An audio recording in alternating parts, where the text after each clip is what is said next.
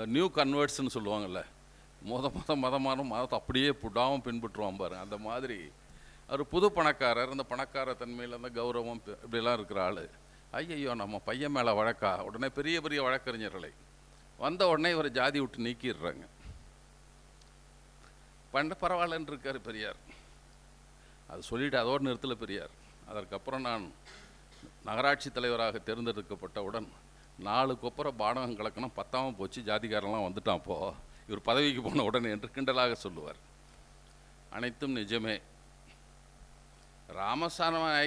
ராமசாமி நாயக்கர் பேசியது நிஜமா என்று கேட்கிற ஒரு மனிதர் இந்த நாட்டில் இருக்கிறார் என்று ஆச்சரியப்படுகிறேன் அப்படின்னு பதில் எழுதுகிறார். யார்? ஒரு பாப்பான் பார்ப்பன எதிர்ப்பு இயக்கம் நடத்துகிற பெரியாரை பற்றி. பாபரி மஸ்ஜித்துக்கு முன்னாலேயே செவ்வாப்பேட்டையில் முத 1872 ஒரு மசூதி இடித்தாங்க. அவர் தான் தொடங்கி வச்சவர், அவர் தான் அதுக்காக தண்டிக்கப்பட்டவரும் கூட அவர். எப்போ அந்த வைக்கம் போராட்டம் என்பது ஒரு இந்தியாவில் நடந்த முதல் மனித உரிமை போராட்டம் கூட சொல்லலாம். ஏன்னா புரட்சியாளர் அம்பேத்கர் அந்த போராட்டத்தினுடைய தாக்கம் தான் என்னை மகத்தில் இருக்க அந்த சௌதார் குளத்தில் நீரெடுக்கும் போராட்டத்துக்கு உந்துதலாக இருந்ததுன்னு எழுதுறார். அவருடைய பத்திரிகையில் எழுதுறார். கூப்பிட்டால் கைது செய்வதாய் சொன்னால் உடனே கீழ்ப்படிய வேண்டும். போலீஸ்காரர் அடித்தால் மகிழ்ச்சியோடு சிரித்த முகத்துடன் அடி வாங்க வேண்டும். நன்றாய் அடிப்பதற்கு வசதி கொடுக்க வேண்டும்.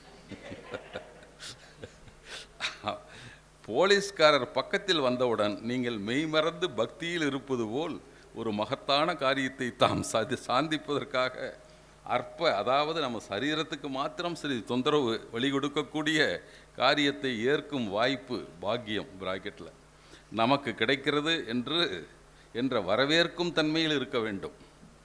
போலீஸ்காரர் அடிக்கும்போது தடுக்கும் உணர்ச்சியோ தடியை மறிக்கும் உணர்ச்சியோ கண்டிப்பாக இருக்கக்கூடாது. எவனாவது வந்தான், போலீஸ்காரன் வந்தால் எவனாவது வந்தானா ஒரு சீவி விடுங்கள். இதற்காகவே ஒவ்வொருவரும் கத்தி வைத்துக் கொள்ளுங்க என்று சொன்னேன். அது மட்டும் ஞாபகப்படுத்துகிறார். அந்த ஒரு போராட்டத்தில் தான் கொஞ்சம் கடும் கோபமாக அதை பேசியிருக்கிறார்.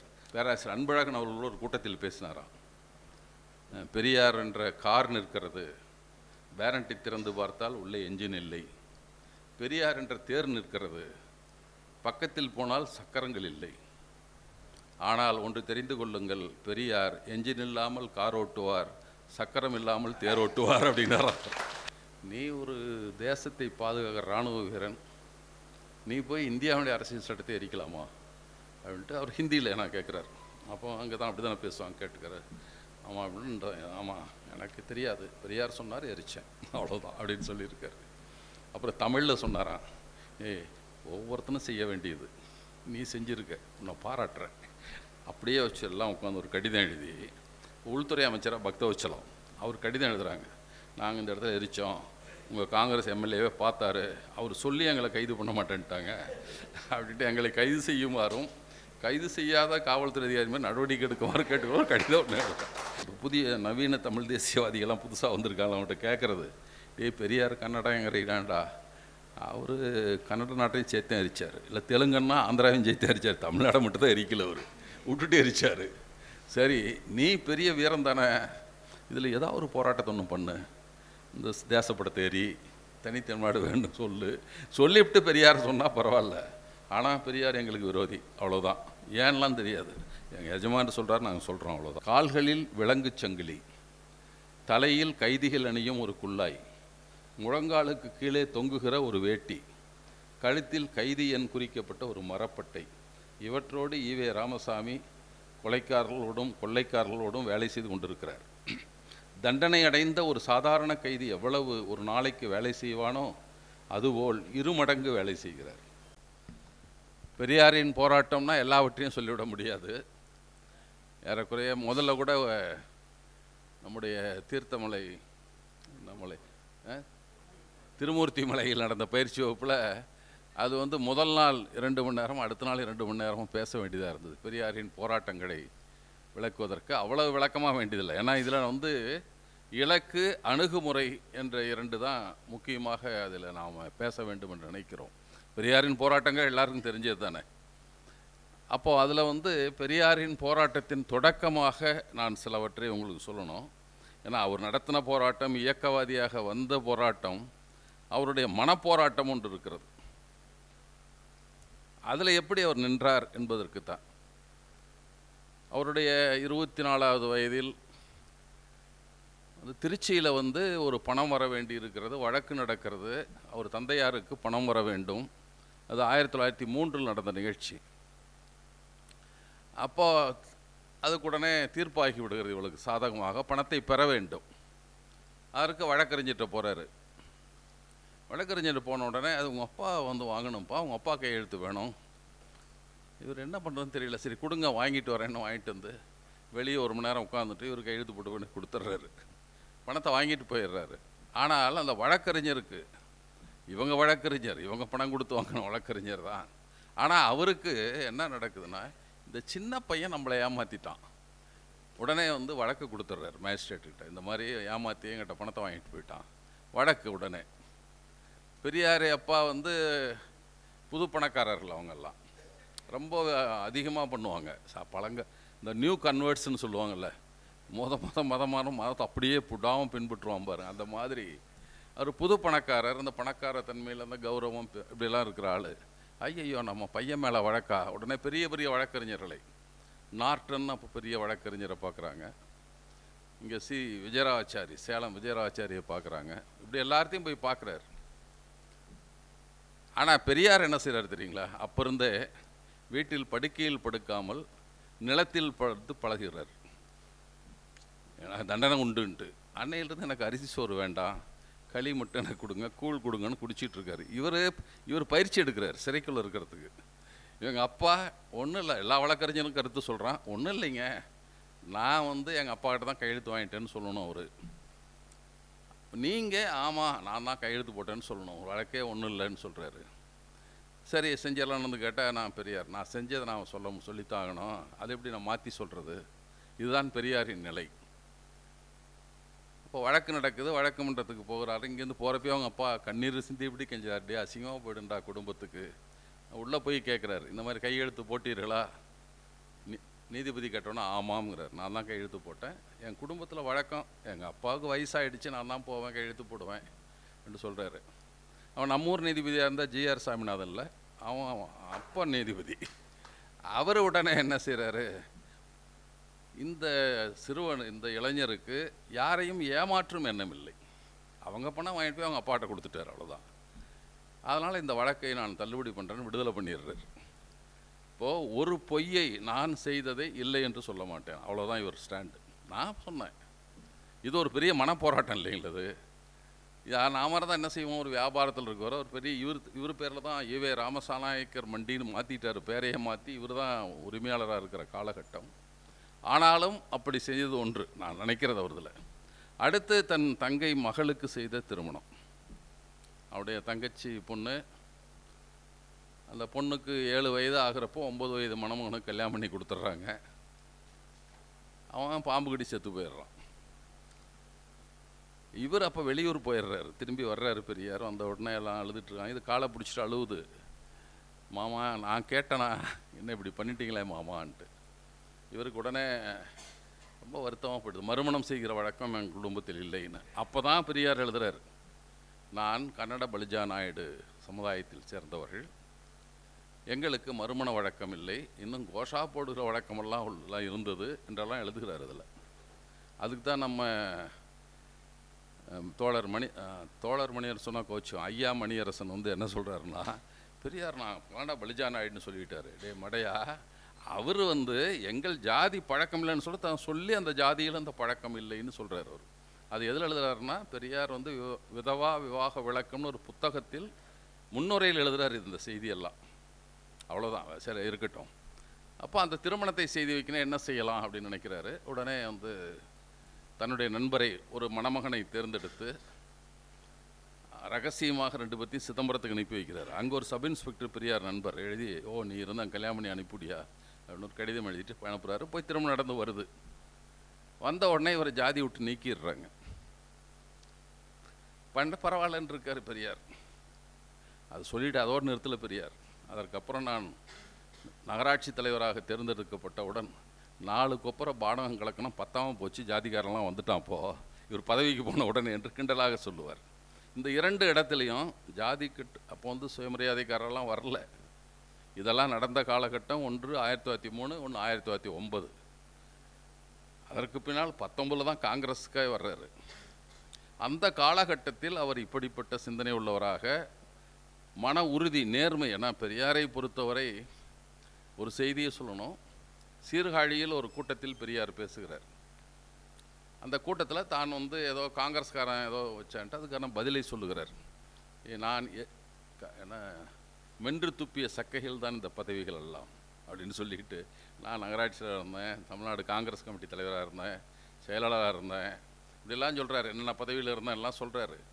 நான் என்னன்ட்டு உடனே அங்கிருந்து ஒரு பாப்பான் சும்மா இருப்பானா, விஜயராச்சாரிக்கு எழுதுகிறான். சேலம் சி விஜயராச்சாரி கடிதம் எழுதுகிறான். இந்த மாதிரி ராமசாமி நாயக்கர் பேசினார். எழுதுனது தெரியாது, எழுதி இருக்க வேண்டும்னு நினைக்கிறோம். ஏன்னா எழுதுகிறார் ஒரு கடிதம், இதெல்லாம் ராமசாமி நாயக்கர் பேசினார், உண்மையானு கேட்டு எழுதுகிறார்.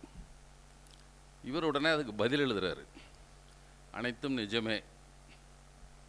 ராமசாமி நாயக்கர் பேசியது நிஜமா என்று கேட்கிற ஒரு மனிதர் இந்த நாட்டில் இருக்கிறார் என்று ஆச்சரியப்படுகிறேன் அப்படின்னு பதில் எழுதுகிறாரு. யார்? ஒரு பாப்பான் பார்ப்பன எதிர்ப்பு இயக்கம் நடத்துகிற பெரியாரை பற்றி எல்லாம் கடுமையாக விஜயராச்சாரியெலாம் விமர்சனம் பண்ணியிருக்கார். அவர் தான் இங்கே இந்த கரசேவை, இந்த இப்போ நாம் பேசினால பாபரி மஸ்ஜித்துக்கு முன்னாலேயே செவ்வாப்பேட்டையில் 1872 ஒரு மசூதி இடித்தாங்க.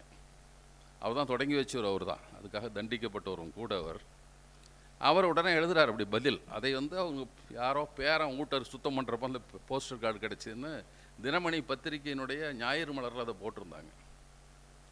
அப்போது எப்படிப்பட்ட எதிரியும் நம்புகிற நாணயமானவராக, நீதிமன்றத்தில் எனக்கு தண்டனை கிடைத்தாலும் பொய் சொல்ல மாட்டேன் என்கிறவராக வந்த அவரால் உருவான அந்த மக்கள் இவர் சொன்னால் சரியாக இருக்கும் என்று எண்ணுவது.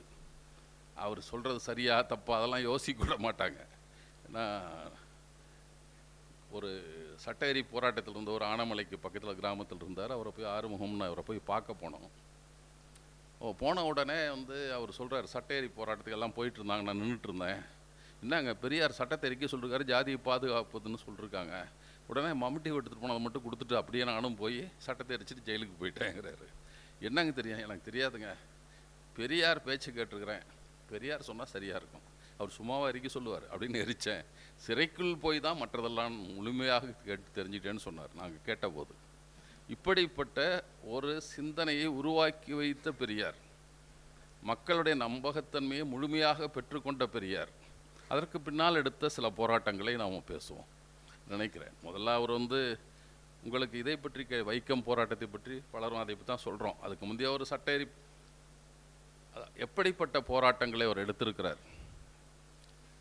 மதுவிலக்கு கள்ளுக்கடை மறியல் என்று காங்கிரஸ் காமிக்குது. அவர் காங்கிரஸ்காரராக இருந்தபோது 20 ஈரோட்டில் அவர் தலைமையில் போராட்டம் நடக்குது. கைது செய்தெல்லாம் உள்ளே போயிடுறாங்க. 144 தடை உத்தரவு போடப்படுகிறது. மீறி நடத்துகிறாரு, உள்ளே போயிடுறாரு. அடுத்த நாள் நாகம்மையார் ஆயிரக்கணக்கான பெண்களை திரட்டி கொண்டு போய் நாம் மட்டும் எரிப்பு பார்க்கலாம் என்று போகிறாங்க. கள்ளுக்கடை மறியலுக்கு போகிறாங்க. அப்போது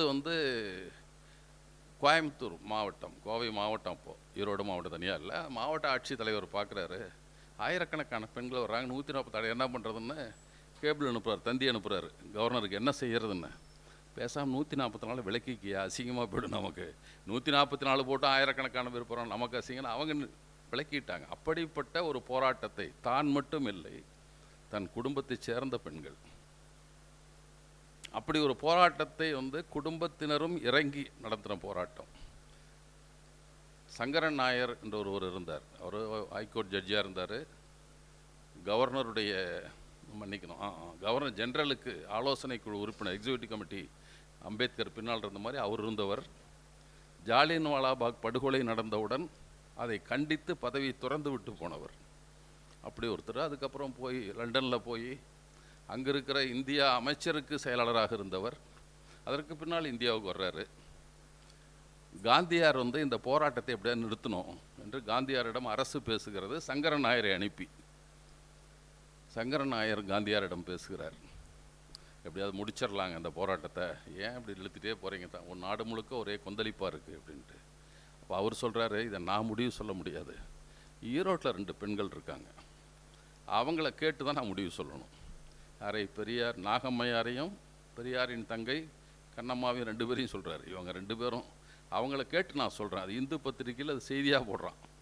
காந்தியார் இப்படி பதில் சொன்னார் என்பது இந்து பத்திரிகை செய்தியாக வந்திருக்கிறது. அந்த மாதிரி ஒரு எப்படிப்பட்ட போராளியாக ஒரு அவங்களே குடும்பத்தினரும் பெண்களும் சேர்ந்து இருந்த அளவுக்கு. அடுத்த வைக்கம் போராட்டம் ரொம்ப வேகமாக போயிடறோம், அடுத்து கொஞ்சம் விரிவாக அது பின்னால் வருவோம். வைக்கம் போராட்டம் நடந்தது எல்லோரும் நம்ம கேள்விப்பட்டிருப்போம். அதில் கொஞ்சம் பேர் நம்ம ஆளுங்க இருக்கிறாங்க. ஜெயமோகன் ஒருத்தர் இருக்கிறான், அப்புறம் இன்னொருத்தன் லிட்டில் ஆனந்த்னு ஒரு ஆள். இவனுங்கெல்லாம் சொல்லுவானுங்க பெரியார்னா அங்கே ஒரு ஆறுன்னு தான் தெரியும், வேற ஒன்றும் தெரியாது கேரளாவில், இவர் சும்மா கதை விட்டுட்ருக்கானுங்க என்று சொல்லுபவன். அப்புறம் நம்ம இங்கே ஒரு சிறந்த கதையெல்லாம் சொல்லுவார் ஒருத்தர், வேலுச்சாமின்னு ஒருத்தர், திருச்சி வேலுச்சாமின்னு, காங்கிரஸ்காரன் ஒத்துக்கிறதில்ல, அவர் சொல்லிக்குவார். அவர் சொல்லுவார், ஒரு லெட்டர் பேடு கட்சி நடத்தினாருங்க. யார்? காங்கிரஸ்காரன் சொல்கிறான். அப்படி சொல்லுவாங்க. இப்படி ஒவ்வொருத்தரும் ஆளுக்கு ஒன்று சொல்லிகிட்டு இருப்பான். ஆனால் அந்த போராட்டம் எப்படி நடந்தது என்பதற்கு வேகமாக மட்டும் சிலது, மற்றதெல்லாம் கொஞ்சம் சில பேச வேண்டியது பேசுவோம். அப்போ அந்த போராட்டம் நடந்தது மொத்தம் எவ்வளோ நாள் நடக்குது அந்த போராட்டம்னா, பெரியார் அங்கே போராட்டத்தில் போய் அங்கே ஒரு 5 மாதம் 6 மாதம் அங்கே இருக்கிறார். அதில் அவர் சிறையில் இருந்த நாட்கள்னு ஒரு கணக்கு, வெளியில் எப்போ இருந்தார்னு ஒரு கணக்கு இருக்குது. 2 கணக்கு. ஒன்று வெளியில் ஒவ்வொரு நாளாக அவர் போட்டிருக்காங்க, அதெல்லாம் குறித்து கூட்டி தான் நான் சொல்கிறேன். வெளியே 67 நாட்கள் வெளியே இருந்திருக்காரு, சிறைக்குள் 74 நாட்கள் இருந்திருக்காரு அந்த வைக்கம் போராட்டத்திற்கு. எப்போ அந்த வைக்கம் போராட்டம் என்பது ஒரு இந்தியாவில் நடந்த முதல் மனித உரிமை போராட்டமும் கூட சொல்லலாம். ஏன்னா புரட்சியாளர் அம்பேத்கர் அந்த போராட்டத்தினுடைய தாக்கம் தான் என்னை மகத்தில் இருக்க அந்த சௌதார் குளத்தில் நீரெடுக்கும் போராட்டத்துக்கு உந்துதலாக இருந்ததுன்னு எழுதுகிறார். அவருடைய பத்திரிகையில் எழுதுகிறார். எந்த போராட்டம்னா, கடந்த ஆண்டு மதராஸ் மாநிலத்தில் பார்ப்பனவாத இயக்க தலைவரான ராமசாமி நாயக்கர் நடத்திய அந்த போராட்டம் அப்படின்றார் அவர். அதுதான் எனக்கு உந்துதலாக அமைந்ததுன்னு அவர் எழுதுகிற அளவுக்கான ஒரு போராட்டம், இந்தியா முழுவதும் தெரிந்த போராட்டமாக அது மாறுது. ஆனால் இவர்கள் அதை ஏற்க தயங்குகிறார்கள். அதில் நடந்த ஒரு 2 நிகழ்ச்சி மட்டும் நான் சொல்லிடுறேன். ஒன்று, பெரியாரை கைது செய்கிறாங்கன்னு சாதாரண வைக்கம் ஒரு இடத்துல போகிறாங்க, 20 மாத காலம் தொடர்ந்து நடந்ததுன்றதில். இன்னொன்று ஒரு சிறப்பு என்னென்னா, பெரியார் காங்கிரஸ் கட்சியில் இருந்தார், காங்கிரஸ் கட்சியினுடைய தலைவராக 3 ஆண்டு இருந்தார், பொதுச் செயலாளராக 3 ஆண்டு இருந்தார், 6 ஆண்டு தான் கட்சியில் இருந்தார். அப்புறம் வெளியே வந்துட்டார். நவம்பர் 22ஆம் தேதி காஞ்சிபுரம் மாநாட்டிலிருந்து வெளியே வர்றார் 1925. 7 நாட்கள் கழித்து நவம்பர் 29 வைக்கத்தில் ஒரு விழா நடக்கிறது. இவர்கள் கோரிக்கையை ஏற்றுக்கொண்டு கோவிலை சுற்றி இருக்கிற வீதியில் எல்லோரும் நடப்பதற்கான அனுமதியை கொடுக்கிறார்கள். அதற்கான ஒரு வெற்றி விழா நடத்துகிறாங்க. அந்த வெற்றி விழாவுக்கு தலைமை தாங்கியவர் பெரியார். இவெல்லாம் போராட்டத்தில் என்ன தெரியுமோ இல்லையான்னு சொல்கிறான். ஆனால் தலைமை தாங்கியவர் அவர் பெரியாரும் நாகம்மையாரும். அந்த திருவாங்கூர் சமஸ்தானத்தை சேராத ராமசாமி நாயக்கரும் ஒரு துணைவியார் நாகம்மையார் மட்டும்தான் வெளியாளாக கலந்து கொண்டவர்கள்னு செய்தி வருது. அப்போ அப்படி மதித்து அழைத்தவர் அவர். அப்போ அந்த போராட்டத்தினூடாக ஒரு செய்தி, பெரியாரை கைது பண்ணிடுறாங்க. நவசக்தியில் ஒரு அறிக்கை வருது, யாரும் நாகம்மையார் அறிக்கை விடுறாங்க. 1924 செப்டம்பர் 12ஆம் நாள் நவசக்தி இதழில், என் கணவர் ஈவி ராமசாமி நாயக்கர் இந்த மாதம் 1 தேதி திருவனந்தபுரம் சிறையிலிருந்து விடுதலையானார். இன்று காலை 10 மணிக்கு 11/9/24, அதாவது 10 நாள் கழித்து மறுபடியும் ராஜதுரோக குற்றத்திற்காக கைது செய்யப்பட்டிருக்கின்றார். 2 வருஷத்திற்கு குறைவில்லாத காலம் தண்டனை கிடைக்கக்கூடிய பாக்கியம் நமக்கு கிடைத்திருப்பதாக சொல்லி என்னிடம் விடைபெற்று கொண்டு புறப்பட்டு விட்டார். அறிக்கை எழுதுகிறாங்க அவங்க.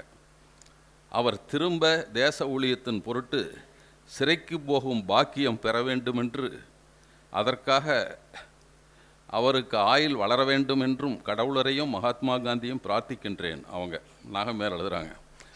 அவர் சொல்கிறார், நான் ஜெயிலுக்கு போகிற பாக்கியம் கிடச்சிருக்குது, நான் போயிட்டு வர்றேங்க. இந்த அம்மா அறிக்கை விடுறாங்க, இன்னும் நிறையா ஜெயிலுக்கு போகிற மாதிரி அவர் நீண்ட காலம் இருக்கணும்னு கடவுளை வேண்டிக்கிறேன்.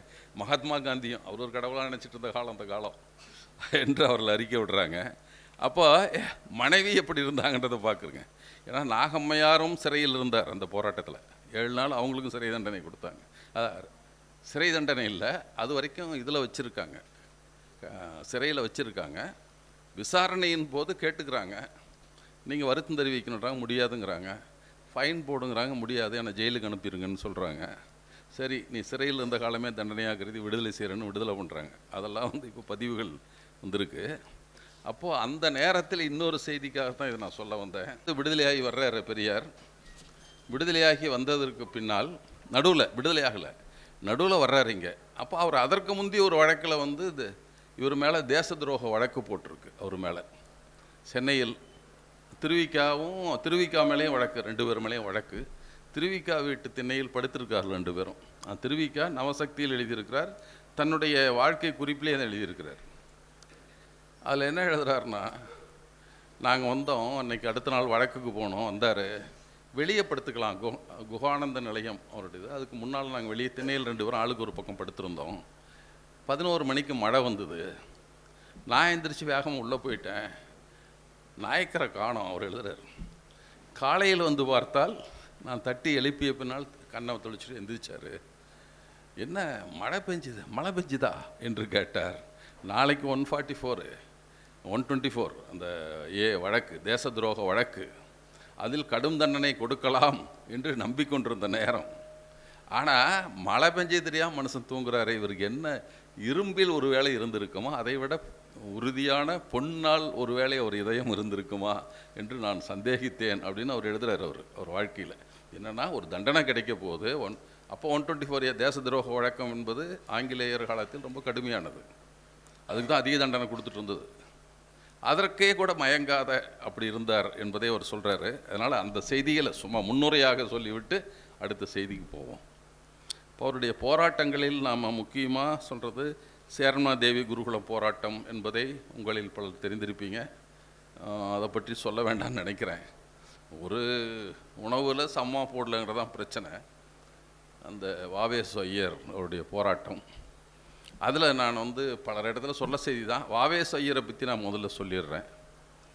அவர் பெரிய தியாகியாக கருதப்பட்டவர். வரகனேரி என்ன அந்த ஊர், அந்த திருச்சியை சார்ந்தவர். அவர் வந்து போய் பேரிஸ்டர்லாம் படிச்சுட்டு வந்தவர்.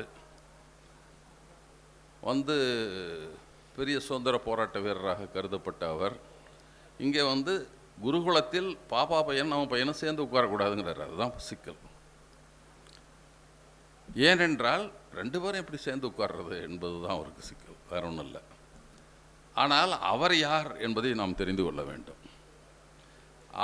அவரை பற்றி TSS ராஜன் ஒரு அமைச்சர், ராஜாஜி அமைச்சரவையில் அமைச்சராக இருந்தவர், டாக்டர். அவர் மருத்துவம் பயின்ற டாக்டர். அவர் டாக்டர் TS ராஜன். அவர் எனது நிலைவலைகள் அப்படின்னு ஒரு புத்தகம் எழுதியிருக்கார். அந்த புத்தகத்தில் ஒரு செய்தியை சொல்கிறாரு. நான் இங்கேருந்து படிக்க போனேன், அவரை முதல்ல ஜாதி விட்டு நீக்கிட்டாங்க. ஏன்னா மலேசியாவுக்கு போயிட்டு வந்தாராம். கப்பலில் கடல் கடந்து போனதால் என்னை ஜாதி விளக்கம் செய்து விட்டால். எங்கள் அப்பா செத்து போன கூட பணத்தை நானே தூக்கிட்டு போய் தான் புதைச்சேன், ஒரு ஐயர் எங்கூட பாவானம் வரல அப்படின்னு சொல்கிறாரு. ஆனால் அதற்கு பின்னால் இங்கிலாந்துக்கு போகிறாரு படிக்கிறதுக்கு. போடா, ஒரு தடவை நீக்கிட்டான், திருப்பி நீக்க போகிறான்னு போகிறாரு. ஆனால் அங்கே வாவேசு ஐயர் இருக்கார். இவர் போன உடனே இவர் வந்து அங்கே இங்கிலாந்து நாட்டில் மாமிச உணவெல்லாம் ஒன்றும் பிரச்சனை இல்லை, அது இயல்பாக கிடைக்கும். ஆனால் நான் சைவந்தான், மரக்கறி உணவு தான், தாவர உணவு தான் சாப்பிடுவேன்னா கிடைக்காது. யாராவது அப்படிப்பட்ட பழக்கமுள்ள ஆங்கிலேயர் வீட்டில் தங்கி கொண்டு பேயிங் கெஸ்ட்டாக வேணா இருக்கலாம். அப்படி ஒரு வீட்டில் தங்கி இருக்கிறார். 2 மாதம் 3 மாதம் செலவு கட்டுப்படுத்த முடியல. கறி சாப்பிட்டா விலை கம்மி, வெஜிடேரியன் சாப்பிட்டா விலை அதிகம். அதனால் முடியல, இவரால் சமாளிக்க முடியல. வாவேசு ஐயர் வர்றார். என்ன செய்யலாங்க, ரொம்ப சிக்கலாக இருக்குன்னு கேட்குறாரு. வாவேசு ஐயர் சொல்கிறாரு, ஒன்றும் இல்லை, நீ கறி சாப்பிடு அப்படிங்கிறார். ஐயோ எப்படி அப்படிங்கிறாரு. ஏன்னா அதெல்லாம் இந்தியாவில் போய் இருந்துக்கோ, சைவனாக இருந்துக்கோ, இங்கே கறி சாப்பிடு. இல்லைங்க, நான் 3 வருஷம் அப்படி தான்ப்பா சாப்பிட்டுட்ருக்கேன். அவர் சொல்கிறாரு, அதற்கப்புறம் நான் சாப்பிட ஆரம்பித்தேன் அப்படி எழுதிட்டு கடைசி அதுக்கு சொல்கிறேன்னா, 3 ஆண்டுகள் நான் மாமிசம் சாப்பிட்டோம், அந்த பழக்கம் மீது எனக்கு ஈடுபாடு வரவே இல்லை அப்படின்னு கடைசியாக எழுதுறாரு. இது சொல்கிறதுக்கு, கறி சாப்பிட்டு எனக்கு இன்ட்ரெஸ்ட் வரலன்னு சொல்கிறதுக்காக இந்த கதையை வேறு சொல்லி தொலைஞ்சிட்டார்.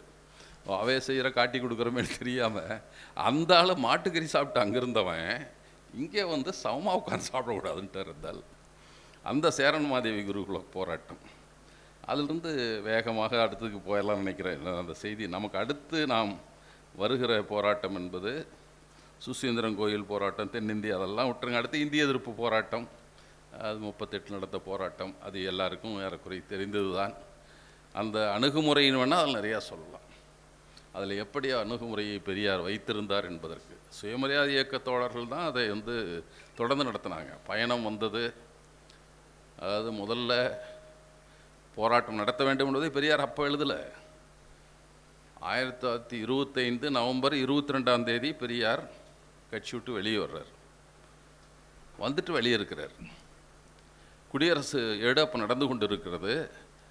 அடுத்து 3 மாதத்தில் ஒரு கட்டுரை எழுதுகிறார். குடியரசில் ஒரு தலையங்கம், தமிழிற்கு துரோகம், இந்தியின் ரகசியமும் தமிழுக்கு துரோகமும்னு சொல்லி ஒரு கட்டுரை. இந்தியை திணிக்கப் போகிறான். எப்போ? 1926 எழுதுகிறாரு. அவர் காங்கிரஸ் விட்டு விலகி 3-4 மாதத்திலே இந்திங்கிற ஆபத்து வரப்போகுது நமக்கு. ஆனால் அதற்கு முன்னாலே இந்திக்கு எதிர்ப்பாக பார்ப்பனாதார இயக்கம், நீதி கட்சி எதிராக இருந்தது. காந்தி பரோலி மாநாடு என்கிற ஒரு மாநாடு, அதில் தான் சொல்கிறார் இந்துஸ்தானி தேசிய மொழியாக இருக்குன்னு சொல்கிறாரு. 31 பேச 1 திராவிடனில் அதை கண்டித்து எழுதுகிறார். 3 நாள் தொடர்ச்சியாக அதை கண்டித்து மிஸ்டர் காந்தியும் இந்தியும் என்ற தலைப்பில் ஜேஎஸ் கண்ணப்பர் தொடர்ந்து எழுதுகிறார். அது அந்த செய்தி வேண்டியதில்லை. அந்த போராட்டம் அது நமக்கு விட்டுருவோம். அந்த போராட்டம் நமக்கு தெரிஞ்ச போராட்டம் என்பதால் விட்டுருவோம். அந்த போராட்டம் ஒரு முறை மட்டுமல்ல, 2 முறை நடந்தது. அந்த போராட்டம் 48 ஒரு முறை நடந்தது. அந்த போராட்டம் இன்னொரு முறை நடந்தது. 48 ஒரு முறை. பலருக்கு 38க்கு அப்புறம் 65 நடக்குதுன்னு நினச்சிட்டு இருக்காங்க. 38 நடந்தது, திரும்ப 53 நடந்தது, 50 நடந்தது. அது கொஞ்ச நாள்லேயே திருப்பி வாங்கிட்டாங்க இந்திய. திரும்ப 53 நடந்தது. இப்படி தொடர்ச்சியாக நடந்தது. அந்த இந்திய எதிர்ப்பு போராட்டம் என்பது 1948 நடக்குது. அதுக்கு நிபந்தனைகள் என்று சிலதை சொல்லுகிறார். என்ன பெரியார் போராட்டத்தை எப்படி நடத்தினார் என்பதற்காக என்னென்ன அந்த அறிக்கையில் எழுதுகிறாருன்னா, இந்திய எதிர்ப்பு நடவடிக்கைக்காக வெளியூர்களில் கையொப்பம் தந்துள்ள தோழர்கள் தயாராக இருக்க வேண்டும். எல்லாம் முதல்ல யாராவது வர்றேன்னு எல்லாம் கடிதம் எழுதி அனுப்பிச்சிட்டாங்க. இங்கு யாரும் அழைப்பில்லாமல் வரக்கூடாது. போராட்டத்தை எவ்வளோ பேர் தயாராக இருந்திருக்கான்னு பார்த்துக்குங்க என்று 4/8/1948 விடுதலை இதழில் விளக்கமும் வேண்டுகோளும் என்ற தலைப்பில் எழுதுகிறார். கீழே அதற்கப்புறம் வந்த தொண்டர்கள் எப்படி கலந்துக்கணுங்கிறார். தொண்டர்களுக்கு தனிப்பட்ட யாரிடமோ அல்லது தனிப்பட்ட எந்த வகுப்பிடமோ சிறிதும் கோபம், வெறுப்பு, துவேஷம் இருக்கக்கூடாது. போராட்டத்தப்போ கடின வார்த்தை, கேவல வார்த்தை, மன வருத்தம் அல்லது ஆத்திரமூட்டும் வார்த்தை கண்டிப்பாய் பிரயோகிக்கக்கூடாது. போராட்டத்தில் போலீஸ்காரரிடம் நமக்கு சிறிதும் வெறுப்பு, கோபம், விரோத உணர்ச்சி இருக்கக்கூடாது. போலீஸ்காரர் முன் வந்ததும் அவரை பார்த்து புன்சிரிப்பு காட்ட வேண்டும். போலீஸ்காரர் அரெஸ்ட் பண்ணதும் அவனை புன்சிரிப்பு காட்ட வேண்டும். கூப்பிட்டால் கைது செய்வதாய் சொன்னால் உடனே கீழ்ப்படிய வேண்டும். போலீஸ்காரர் அடித்தால் மகிழ்ச்சியோடு சிரித்த முகத்துடன் அடி வாங்க வேண்டும். நன்றாய் அடிப்பதற்கு வசதி கொடுக்க வேண்டும். போலீஸ்காரர் பக்கத்தில் வந்தவுடன் நீங்கள் மெய்மறந்து பக்தியில் இருப்பது போல் ஒரு மகத்தான காரியத்தை தாம் சாந்திப்பதற்காக அதாவது நம்ம சரீரத்துக்கு மாத்திரம் சரி தொந்தரவு வழி கொடுக்கக்கூடிய காரியத்தை ஏற்கும் வாய்ப்பு, பாக்கியம் பிராக்கெட்டில் நமக்கு கிடைக்கிறது என்ற வரவேற்கும் தன்மையில் இருக்க வேண்டும். போலீஸ்காரர் அடிக்கும்போது தடுக்கும் உணர்ச்சியோ தடியை மறிக்கும் உணர்ச்சியோ கண்டிப்பாக இருக்கக்கூடாது. அப்படிப்பட்ட தொண்டர் சர்வாதிகாரி யாராக இருந்தாலும் அவர்கள் அருள் கூர்ந்து கிட்டே வரக்கூடாது. ஒளிப்பதில் முழக்கங்கள் போடுறப்போ அசிங்கமான வார்த்தைகள், தனிப்பட்ட மனிதர்களை குறிக்கும் வார்த்தைகள் கண்டிப்பாக உச்சரிக்கக்கூடாது. எந்த காரியத்தின் மூலமும் தொண்டர்கள், நடத்துபவர்கள், தலைவர்கள் பலாத்கார உணர்ச்சி, பலாத்கார பலன் உள்ள எண்ணங்கள், செய்கைகள் கொள்ளக்கூடாது. போலீஸார் சுடுவார்களானால் பொதுஜனங்கள் ஓடலாம், ஆனால் தொண்டர்கள் மார்பை காட்டியே ஆக வேண்டும். இந்திய எதிர்ப்பு இயக்கம், காரியாலயம், நிர்வாகம், நிர்வாகஸ்தர்கள் ஆகியோர்களுக்கு தொண்டர்கள் அடிமை போல் கட்டுப்பட்டாக வேண்டும். பெண்களிடமும் மற்றும் மற்ற இயக்கத்தில் உள்ளவர்களிடமும் வெளியில் உள்ளவர்களிடமும் அன்பாய் மிக மிக யோகியமாய் நடந்து கொள்ள வேண்டும். இப்படிப்பட்ட இன்னும் பல காரியங்கள் மிகுதியும் கண்டிப்பாய் கட்டுப்பட்டு நடக்க வேண்டியது அவசியமாகும். இப்படி ஒரு அறிக்கை விடுறாரு பெரியார். போராட்டத்தை வந்தால் இப்படி ஒழுங்காக வருதுன்னா வா, இல்லைனா வராது, அவ்வளோதான் அவருடைய இது. எதற்குன்னா அவருடைய ஒவ்வொரு போராட்டத்திலும் அவர் நடந்து கொண்ட முறையில் வந்து ஏன்னா வன்முறை போராட்டங்கள் கூடாது என்பது பின்னால் ஒரு இடத்துல சொல்லுவார், அதையும் படிக்கிறேன். கூடாது என்பது பெரியாரின் கருத்து. பெரியாரும் அம்பேத்கர் அதே மாதிரி தான் இருந்தாங்க. ஏன்னா வேற ஒன்றும் இல்லை, வன்முறையில் ஈடுபட்டால் நம்ம தோழர்கள் மீது தான் கடினமான நடவடிக்கை எடுக்கப்படும். அடிக்கிறது மட்டும் இல்லை, வழக்கு எதுவாக இருந்தாலும் நம்ம தோழர்கள் இருக்கிற தோழர்களையும் வந்து பயமுறுத்துவதற்காக கூட குடும்பம் எல்லாம் சேர்த்து உள்ளே போடுவான், அத்தனையும் கெட்டுவிடும் என்பது அவருடைய எண்ணம். வன்முறை என்பதை கையில் எடுக்கக்கூடாது என்பதில் பெரியாரும் அம்பேத்கரும் உறுதியாக இருந்தார்கள். அதுக்காக சொல்கிறேன். அடுத்து இன்னொன்று 53 2 போராட்டம் நடத்துது. ஒன்று தொடர்வண்டி நிலையங்களில் இந்திய எழுத்து அழிப்பு போராட்டம், அது 53 நடக்குது. அந்த ஆண்டே வந்து பெரிய பிள்ளையார் பொம்மையை உடைக்கும் போராட்டம், பிள்ளையார் சிலையை உடைச்சார் பெரியாருமாங்கள அந்த போராட்டம். அந்த 2 என்ன சொல்கிறேன்னு நீங்கள் பார்க்கணும். அதில் வந்து எப்படிப்பட்ட நிபந்தனைகள் வைக்கிறார் வந்து என்னென்னா, ஒவ்வொரு ஆகஸ்ட் 1ஆம் தேதியும் அந்த போராட்டங்கள் தொடர்ச்சியாக நடந்து கொண்டு இருக்கிறது. 54 மட்டும்தான் தள்ளி வைக்கிறார். ஏன்னா எலெக்ஷன் வந்து வருது, குடியாத்தத்தில் இடைத்தேர்தல் காமராஜர் நிற்கிறாரு, அதனால் ஒரு வாரம் தள்ளி 8ஆம் தேதி வைக்கிறார், எலெக்ஷனுக்கு இதாக இருக்குதுன்னு சொல்லிட்டு. இதில் எப்படி நடந்துக்கிட்டார் பெரியார் என்பதற்கு அது அந்த அறிக்கையை பாருங்கள். இந்திய எழுத்து அழிக்க போகிறோம், எப்படி போகணும்னு சொல்கிறாரு. ஆகஸ்ட் 1ஆம் தேதி கவனத்தில் இருக்க வேண்டிய சங்கதிகள் அப்படின்னு ஒரு எழுதுகிறார். பிளாட்ஃபார்ம் டிக்கெட் அல்லது பக்கத்து ஸ்டேஷனுக்கு டிக்கெட் கட்டாயம் கையில் இருக்கட்டும். நீ போய் சும்மா போலஸில் எழுதக்கூடாது, பிளாட்ஃபார்ம் டிக்கெட் வாங்கிட்டு உள்ளே போ. இவன் உள்ளே இந்திய போராட்டத்துக்கு போகிறாங்க, இந்திய எழுத்து அழிக்க போகிறாங்க. ஆனால் ஒன்றா பிளாட்ஃபார்ம் டிக்கெட்டு இல்லை அடுத்த ஸ்டேஷனுக்கு டிக்கெட், ரெண்டில் ஏதோ ஒன்று கையில் இருக்கணும். தார் ப்ரஷ் இல்லாவிட்டாலும் ஒரு மைக்கூடு நிறைய மையாவது கையில் இருக்கட்டும். இந்திய எழுத்துக்கள் கை கெட்டாத உயரத்தில் இருக்குமாதலால் எட்டி நின்றபடியே அவைகள் மீது மையை ஊற்றினால் கூட போதும். ரயில்வே சொத்துக்களில் எதற்கும் சிறு சேதாரம் கூட உண்டாக்கக்கூடாது. முதலில் அழிக்கச் செல்பவர் தடுத்து நிறுத்தப்பட்டாலும் அல்லது கைது செய்யப்பட்டாலும் மற்றவர்கள் உடனே அதை தொடர்ந்து செய்ய வேண்டும். போலீசார் தடியடி பிரயோகம் செய்தால் அமைதியாக அடிவை வாங்கி கொள்ள வேண்டும். நீதிமன்றத்தில் அபராதம் விதிக்கப்பட்டால் அபராத தொகை கட்டாமல் எல்லோரும் சிறை போக வேண்டும். சிறைக்குள்ளே எல்லோரும் ஒரு குடும்பம் போல் ஒற்றுமையாகவும் கட்டுப்பாடாகவும் நடந்து கொள்ள வேண்டும். சிறைக்குள்ளேயும் மற்ற கைதிகளிடம் அன்பாக நடந்து கொள்வதுடன் அவர்களிடமும் நமது கொள்கைகளை பரப்பி கொண்டிருக்க வேண்டும். ரயில் நிலையங்களுக்கு செல்வதற்கு முன்பு ஆங்காங்கே சம்பந்தப்பட்ட ஸ்டேஷன் மாஸ்டர்களுக்கு எழுத்து மூலம் தெரிவித்து விட்டு செல்வதே நல்லது. எல்லா தோழர்களும் சிறிது கூட சச்சரவு இல்லாமல் பொதுஜன அமைதிக்கும் கேடில்லாமல் நடந்து கொள்ள வேண்டும் என்று கேட்டுக்கொள்கிறேன். முக்கியமானவர்கள் முன்கூட்டியே கைது செய்யப்பட்டால் மற்ற தோழர்கள் ஆகஸ்ட் 1ஆம் தேதி பணியை செய்ய வேண்டும். இந்த கிளர்ச்சி ஆகஸ்ட் 1ஆம் தேதி மட்டும்தான். நீ டெய்லி போய் அடிச்சிட்டு இருக்காரா, ஆகஸ்ட் 1ஆம் தேதி அறிவிச்சு அன்னைக்கு மட்டும்தான், வேறு ஒன்றும் இல்லை அப்படின்ட்டு அவர் சொல்கிறாரு. அப்போ இந்த போராட்டத்தை தொடர்ந்து ஒவ்வொரு நடக்கிறப்போ எப்படி அவர் நடந்து கொண்டார் என்பதற்காக சிலவற்றை எடுத்துக்கிட்டா சொன்னேன். அடுத்தது 53 இன்னொரு போராட்டம் வந்து புத்தர் பிறந்த நாளில் விநாயகர் சிலை உடைப்பு போராட்டம்னு அறிவிக்கிறார். புத்தருடைய பிறந்த நாள் அன்றைக்கு, ஏன்னா புத்தருடைய பெயரை மறைக்கிறதுக்கு அவருடைய பெயரில் ஒன்றான விநாயகர்ன்றதை ஒரு சூட்னா. விநாயகர்னா நல்ல தலைவர்னு அர்த்தம், அவ்வளோதான்.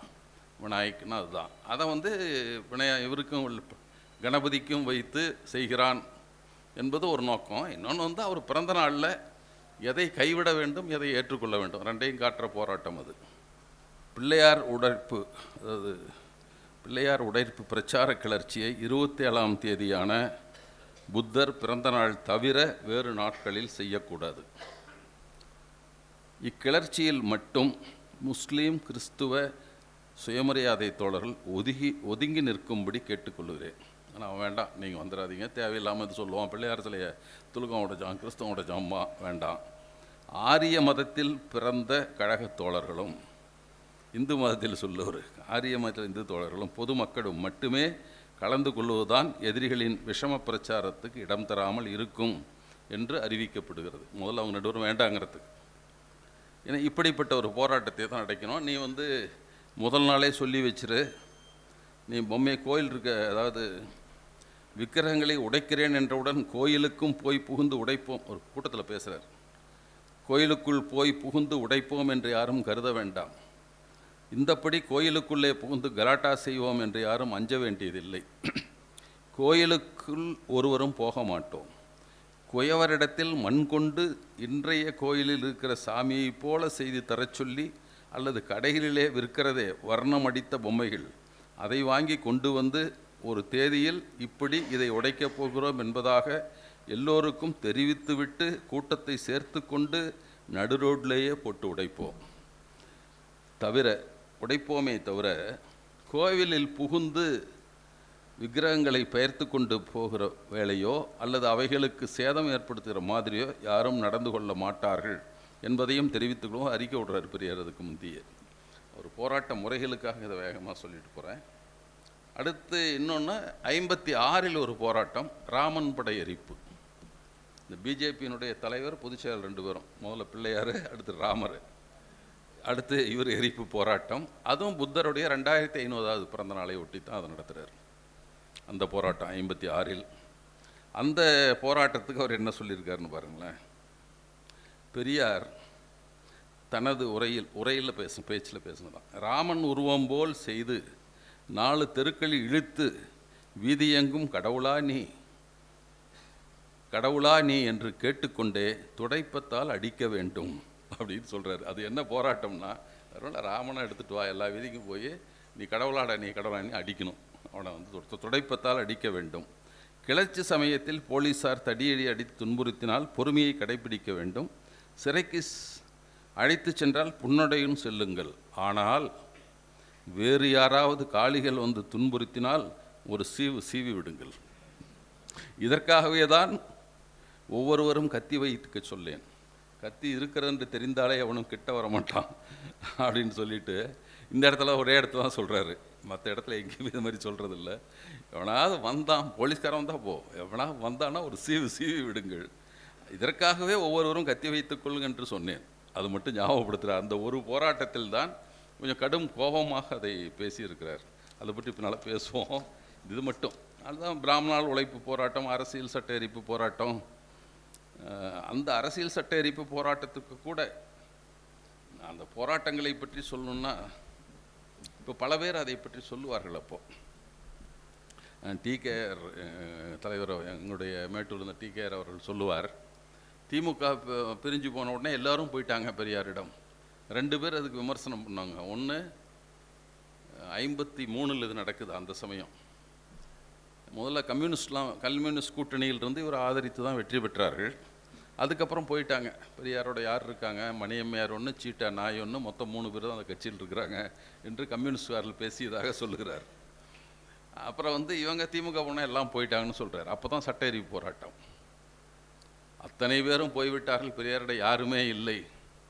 அப்போது நம்முடைய பேராசிரியர் அன்பழகன் அவர்கள் ஒரு கூட்டத்தில் பேசினாராம். பெரியார் என்ற கார் நிற்கிறது, பேரண்டி திறந்து பார்த்தால் உள்ளே என்ஜின் இல்லை.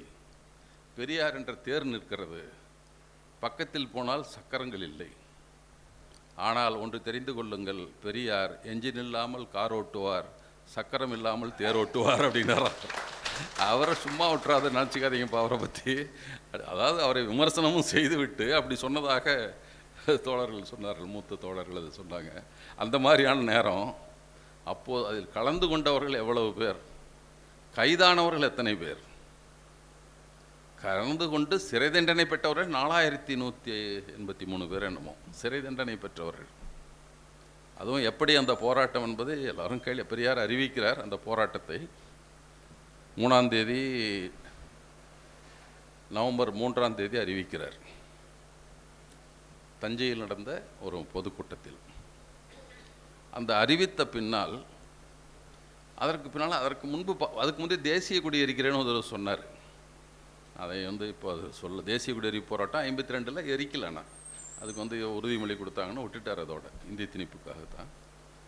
அப்போ வந்து சட்டம் எதுவும் இல்லை. தேசிய கொடி எரிச்சா என்ன அதுக்கு தண்டனைன்றது சட்டம் இல்லை. அரசியல் சட்டத்தை எரித்தால் என்ன சட்டம் என்பதற்கும் சட்டம் கிடையாது. அது ஒரு பேப்பர், அவ்வளோதான், சட்டத்தின் வகையில். அப்போ புதிதாக ஒரு சட்டம் இயற்ற வேண்டி வந்தது அவங்களுக்கு. 3ஆம் தேதி பெரியார் அறிவித்தவுடன் 11ஆம் தேதி புதிதாக அவசரமாக ஒரு சட்டம், தேசிய சின்னங்கள் அவமதிப்பு தடை சட்டம் என்ற ஒரு சட்டத்தை கொண்டு வருகிறார். அது வந்து தேசிய கொடியை, அரசியல் சட்டத்தை, கூட வந்து காந்தி படத்தை, காந்தி எது பண்ணாலும் அதெல்லாம் தண்டனைக்குரிய குற்றங்கள் என்று அறிவிக்கிறார். 2 தேசிய சட்ட அவமதிப்பு, ஒன்று தமிழ்நாட்டுது, இன்னொன்று வந்து மத்திய அரசு. 2 இருக்குது.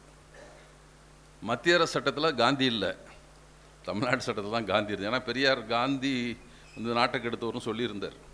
அடுத்து அவர் படத்தை எரிக்கிற போராட்டம் தான் எல்லாம் நம்ம நாட்டையே நாசமாக்கின வந்தால் தான் வர்ணாசிரமம் என்று ஜாதியை ஏற்றுக்கொள்ள வைத்து இந்து மத இதுக்குள்ளே தள்ளிவிட்டவர் அவர் தான் என்று கோபமாக பேசுகிறார். அதனால் அதையும் சேர்த்துருப்பான்னு தெரியல. சட்டம் இயற்றுகிறார். சட்டம் இயற்றிய பின்னால் பெரியார் சொல்கிறார், அப்போ சட்டம் இயற்றினாப்பா 3 வருஷம் தண்டனையாமா, மற்றவங்க மட்டும் பேர் கொடுங்க, இதுதான் அவருடைய கோரிக்கை. பேர் கொடுக்குறார். எரித்து எல்லோரையும் கைது செய்து விடவில்லை. அதுதான் இல்லை சார். ஏன்னா அப்போது இருந்த காவல்துறையிலிருந்து மிக குறைவானவர்கள். ஒவ்வொரு ஊர்லேயும் எரிக்கிறாங்க. இப்போ அரியலூருக்கு பக்கத்தில் அயனாத்தூர்னு ஒரு ஊர், அந்த ஊருக்கு நாங்கள் போயிருந்தோம். மொத்தம் வந்து ஒரு 70-80 வீடுகள் தான் அப்போது இருந்தது. நாங்கள் போனப்பே, இப்போது 2007 போன போதே அவ்வளோதான் வீடு இருந்தது. 1957 இருக்குன்னு எனக்கு தெரியாது. ஆனால் அங்கே 2 இடத்துல போராட்டம். ஊரினுடைய வடக்கில் ஒரு போராட்டம், தெற்கில் ஒரு போராட்டம். ஒரு பக்கம் 19 பேர், ஒரு பக்கம் 17 பேர் எரித்திருக்கிறார் அந்த ஊரில். அப்போ வந்து அவர் ஒரு பெரிய ஒரு உயிரோடு இருந்தார். அவர் வந்து மிலிட்ரி இதில் இருந்தவர், பட்டாளத்தில் இருந்தவர். பெரியார் போராட்டின அறிவிச்சா தான் லீவ் எடுத்துகிட்டு வருவாராம். வந்தவுடனே அரெஸ்ட் பண்ணால் 15 நாள் உள்ளே இருக்கணும் அப்படின்ட்டு. அப்போ தான் ஆனுவல் லீவ் 2 மாதம் லீவ் எடுத்துகிட்டு வருவாராம். வந்து அரெஸ்ட் ஆகிட்டு அப்புறம் போயிடுவாராம். அந்த முறை வந்து பிராமணாலில் போயும் கைதாகி இருக்கிறாரு. வந்த உடனே சட்டேரி போராட்டத்துக்கு கைதாகி அவருக்கு 9 மாதம் தண்டனை கொடுத்துட்டாங்க என்று சொல்லுவார். அவர்கிட்ட பார்த்து பேசணும் எப்படி நடந்து. அதோட ஒரு சிறப்பு என்னென்னா, அவர் மன்னிக்கணும், அவருக்கு 18 மாத தண்டனை. அவருக்கு அந்த ஒரு பக்கம் எரிச்சவங்க தான் 9, அவருக்கு 18 மாதம். முடிந்த பின்னால் திருப்பியும் போயிருக்கார், மிலிட்ரியில் சேரலான்ட்டு போயிருக்கார். அவருடைய ஆஃபீஸர் வந்து அவங்களுடைய லெஃப்டினன்ட் ஜெனரல்கிட்ட கூட்டிகிட்டு போகிறாங்க. இப்போ பரமசிவம் குமாரமங்கலம் என்று பின்னால் வந்து தலைமை நீதி தளபதியாக வந்தார். அவர் தான் அப்போ இருந்தார் அந்த பகுதி. அவர்கிட்ட கூட்டிகிட்டு போனாங்களாம் இவரை. ஒன்று சொல்லிட்டு, ஏன்னா தண்டனைனா அவங்க தான் முடிவு பண்ணணும். அந்த கோர்ட் மார்ஷ், அந்த நீதிமன்றம் இராணுவ துறையை சார்ந்த தண்டனை கொடுப்பதற்காக அந்த சட்டத்தின் அடிப்படையில் அங்கே போன உடனே கேட்டாராம் அவர், நீ ஒரு தேசத்தை பாதுகாக்கிற இராணுவ வீரன், நீ போய் இந்தியாவுடைய அரசியல் சட்டத்தை எரிக்கலாமா அப்படின்ட்டு அவர் ஹிந்தியில் நான் கேட்குறாரு. அப்போ அங்கே தான் அப்படி தானே பேசுவாங்க, கேட்டுக்கிறார். ஆமாம் அப்படின்ற, ஆமாம் எனக்கு தெரியாது, பெரியார் சொன்னார் எரிச்சேன், அவ்வளோதான் அப்படின்னு சொல்லியிருக்காரு. அப்புறம் தமிழில் சொன்னாராம், ஒவ்வொருத்தனும் செய்ய வேண்டியது நீ செஞ்சுருக்க, உன்னை பாராட்டுறேன் என்று சொல்லிவிட்டு, இவர் 1.5 ஆண்டு அந்த 1.5 வருஷ தண்டனைக்கும் உனக்கு விடுப்பு இருந்தால் அதையோட சேர்த்து அவருக்கு வந்து அந்த காலத்தை வந்து சம்பளம் இல்லாத விடுப்பு இல்லை, leave for which he is eligible, அதையும் கொடுத்துட்டு அவர் தண்டனை நீக்கம் செய்து போய் டியூட்டியில் ஜாயின் பண்ணுன்னு சொன்னார்னு அவர் சொன்னார். எப்படி ஒரு தமிழராக இப்போ இருக்கிறவன்லாம் போய் அப்போ தான் கிளார்க்காக சேர்ந்துருப்பான், பொதுக்கூட்டத்துக்கு வரமாட்டான். கேட்டால் இல்லைங்க நான் வேறு அரசு ஊழியன் ஆகிட்டேனா, கூட்டத்தை கேட்குறதுக்கு என்னோட அரசு ஊழியன், போராட்டத்துக்காக வர்றேன், நம்மால் இப்போ அப்படி தான் சொல்லிகிட்டு இருக்கிறேன் எல்லாம். ஆனால் அவர் இராணுவ வீரர் செஞ்சார் மட்டும் இல்லை, இராணுவ தளபதி சொல்லுகிறார், துணை தளபதி. அப்போது அவர் சொல்கிறார், ஒவ்வொருத்தனும் செய்ய வேண்டியதியா, கடமையா நமக்கெல்லாம், நீ செஞ்சிருக்கையா என்று பாராட்டினார் என்று சொல்லுவார். அப்போ அவர் எதுக்கு இதெல்லாம் சொல்ல வரேன்னா, அந்த ஊரில் 2 பக்கம் பிடிச்சிட்டான். ஆனால் இவங்க அரெஸ்ட் பண்ணுறதுக்கு போலீஸ் சொல்லலாம், உட்காந்துருக்காங்களாம் எரிச்சிக்கிட்டு, சாம்பலையும் கொஞ்சம் வச்சுருந்தாங்களாம், ஆதாரம் காட்டணும் இல்லை, வச்சுட்டு உட்காந்துருந்தாங்களாம். போலீஸ்காரர் வந்தாராம், என்னையா கூட்டாரான் இவங்க, சரி நீ எங்கே எரிச்சா அங்கே, சரி நீங்கள்லாம் ஸ்டேஷனுக்கு போய்டுங்க, நான் இந்த ஊருக்கு அரெஸ்ட் பண்ண அங்கே போகிறேன்ட்டு போயிட்டானா அவன். இவங்கெல்லாம் ஸ்டேஷனுக்கு இவங்க போனாங்களாம், அவன் கூட்டிகிட்டு போகல. அவ்வளோதான் காவல்துறை, அவ்வளோதான். இன்னொரு இடத்துல சோழபுரம் என்ற ஊர், அவர் வந்து நம்ம இதிலே கலந்துக்கிட்டு போராட்டம், நம்ம 2007 மாநாட்டில் கலந்து கொண்டும் பேசினார் அவர். அவங்க மொத்தம் 143 பேரை என்னமோ எரிச்சிருக்கிறாங்க. ஆமாம், 140 பேர் எரிக்கிறாங்க. அங்கே போன உடனே அவர் என்ன பண்ணுறாரு, ஏன்னா காவல்துறை எல்லாத்துக்கும் எழுதணும், கைது செய்தால் அவருடைய பெயர் வரும், அதெல்லாம் எழுதணும், எல்லாத்துக்கும் வழக்கெல்லாம் எழுதணும், பெரிய வேலை அது. ஒரு 40 பேருக்கு எழுதினாராம்.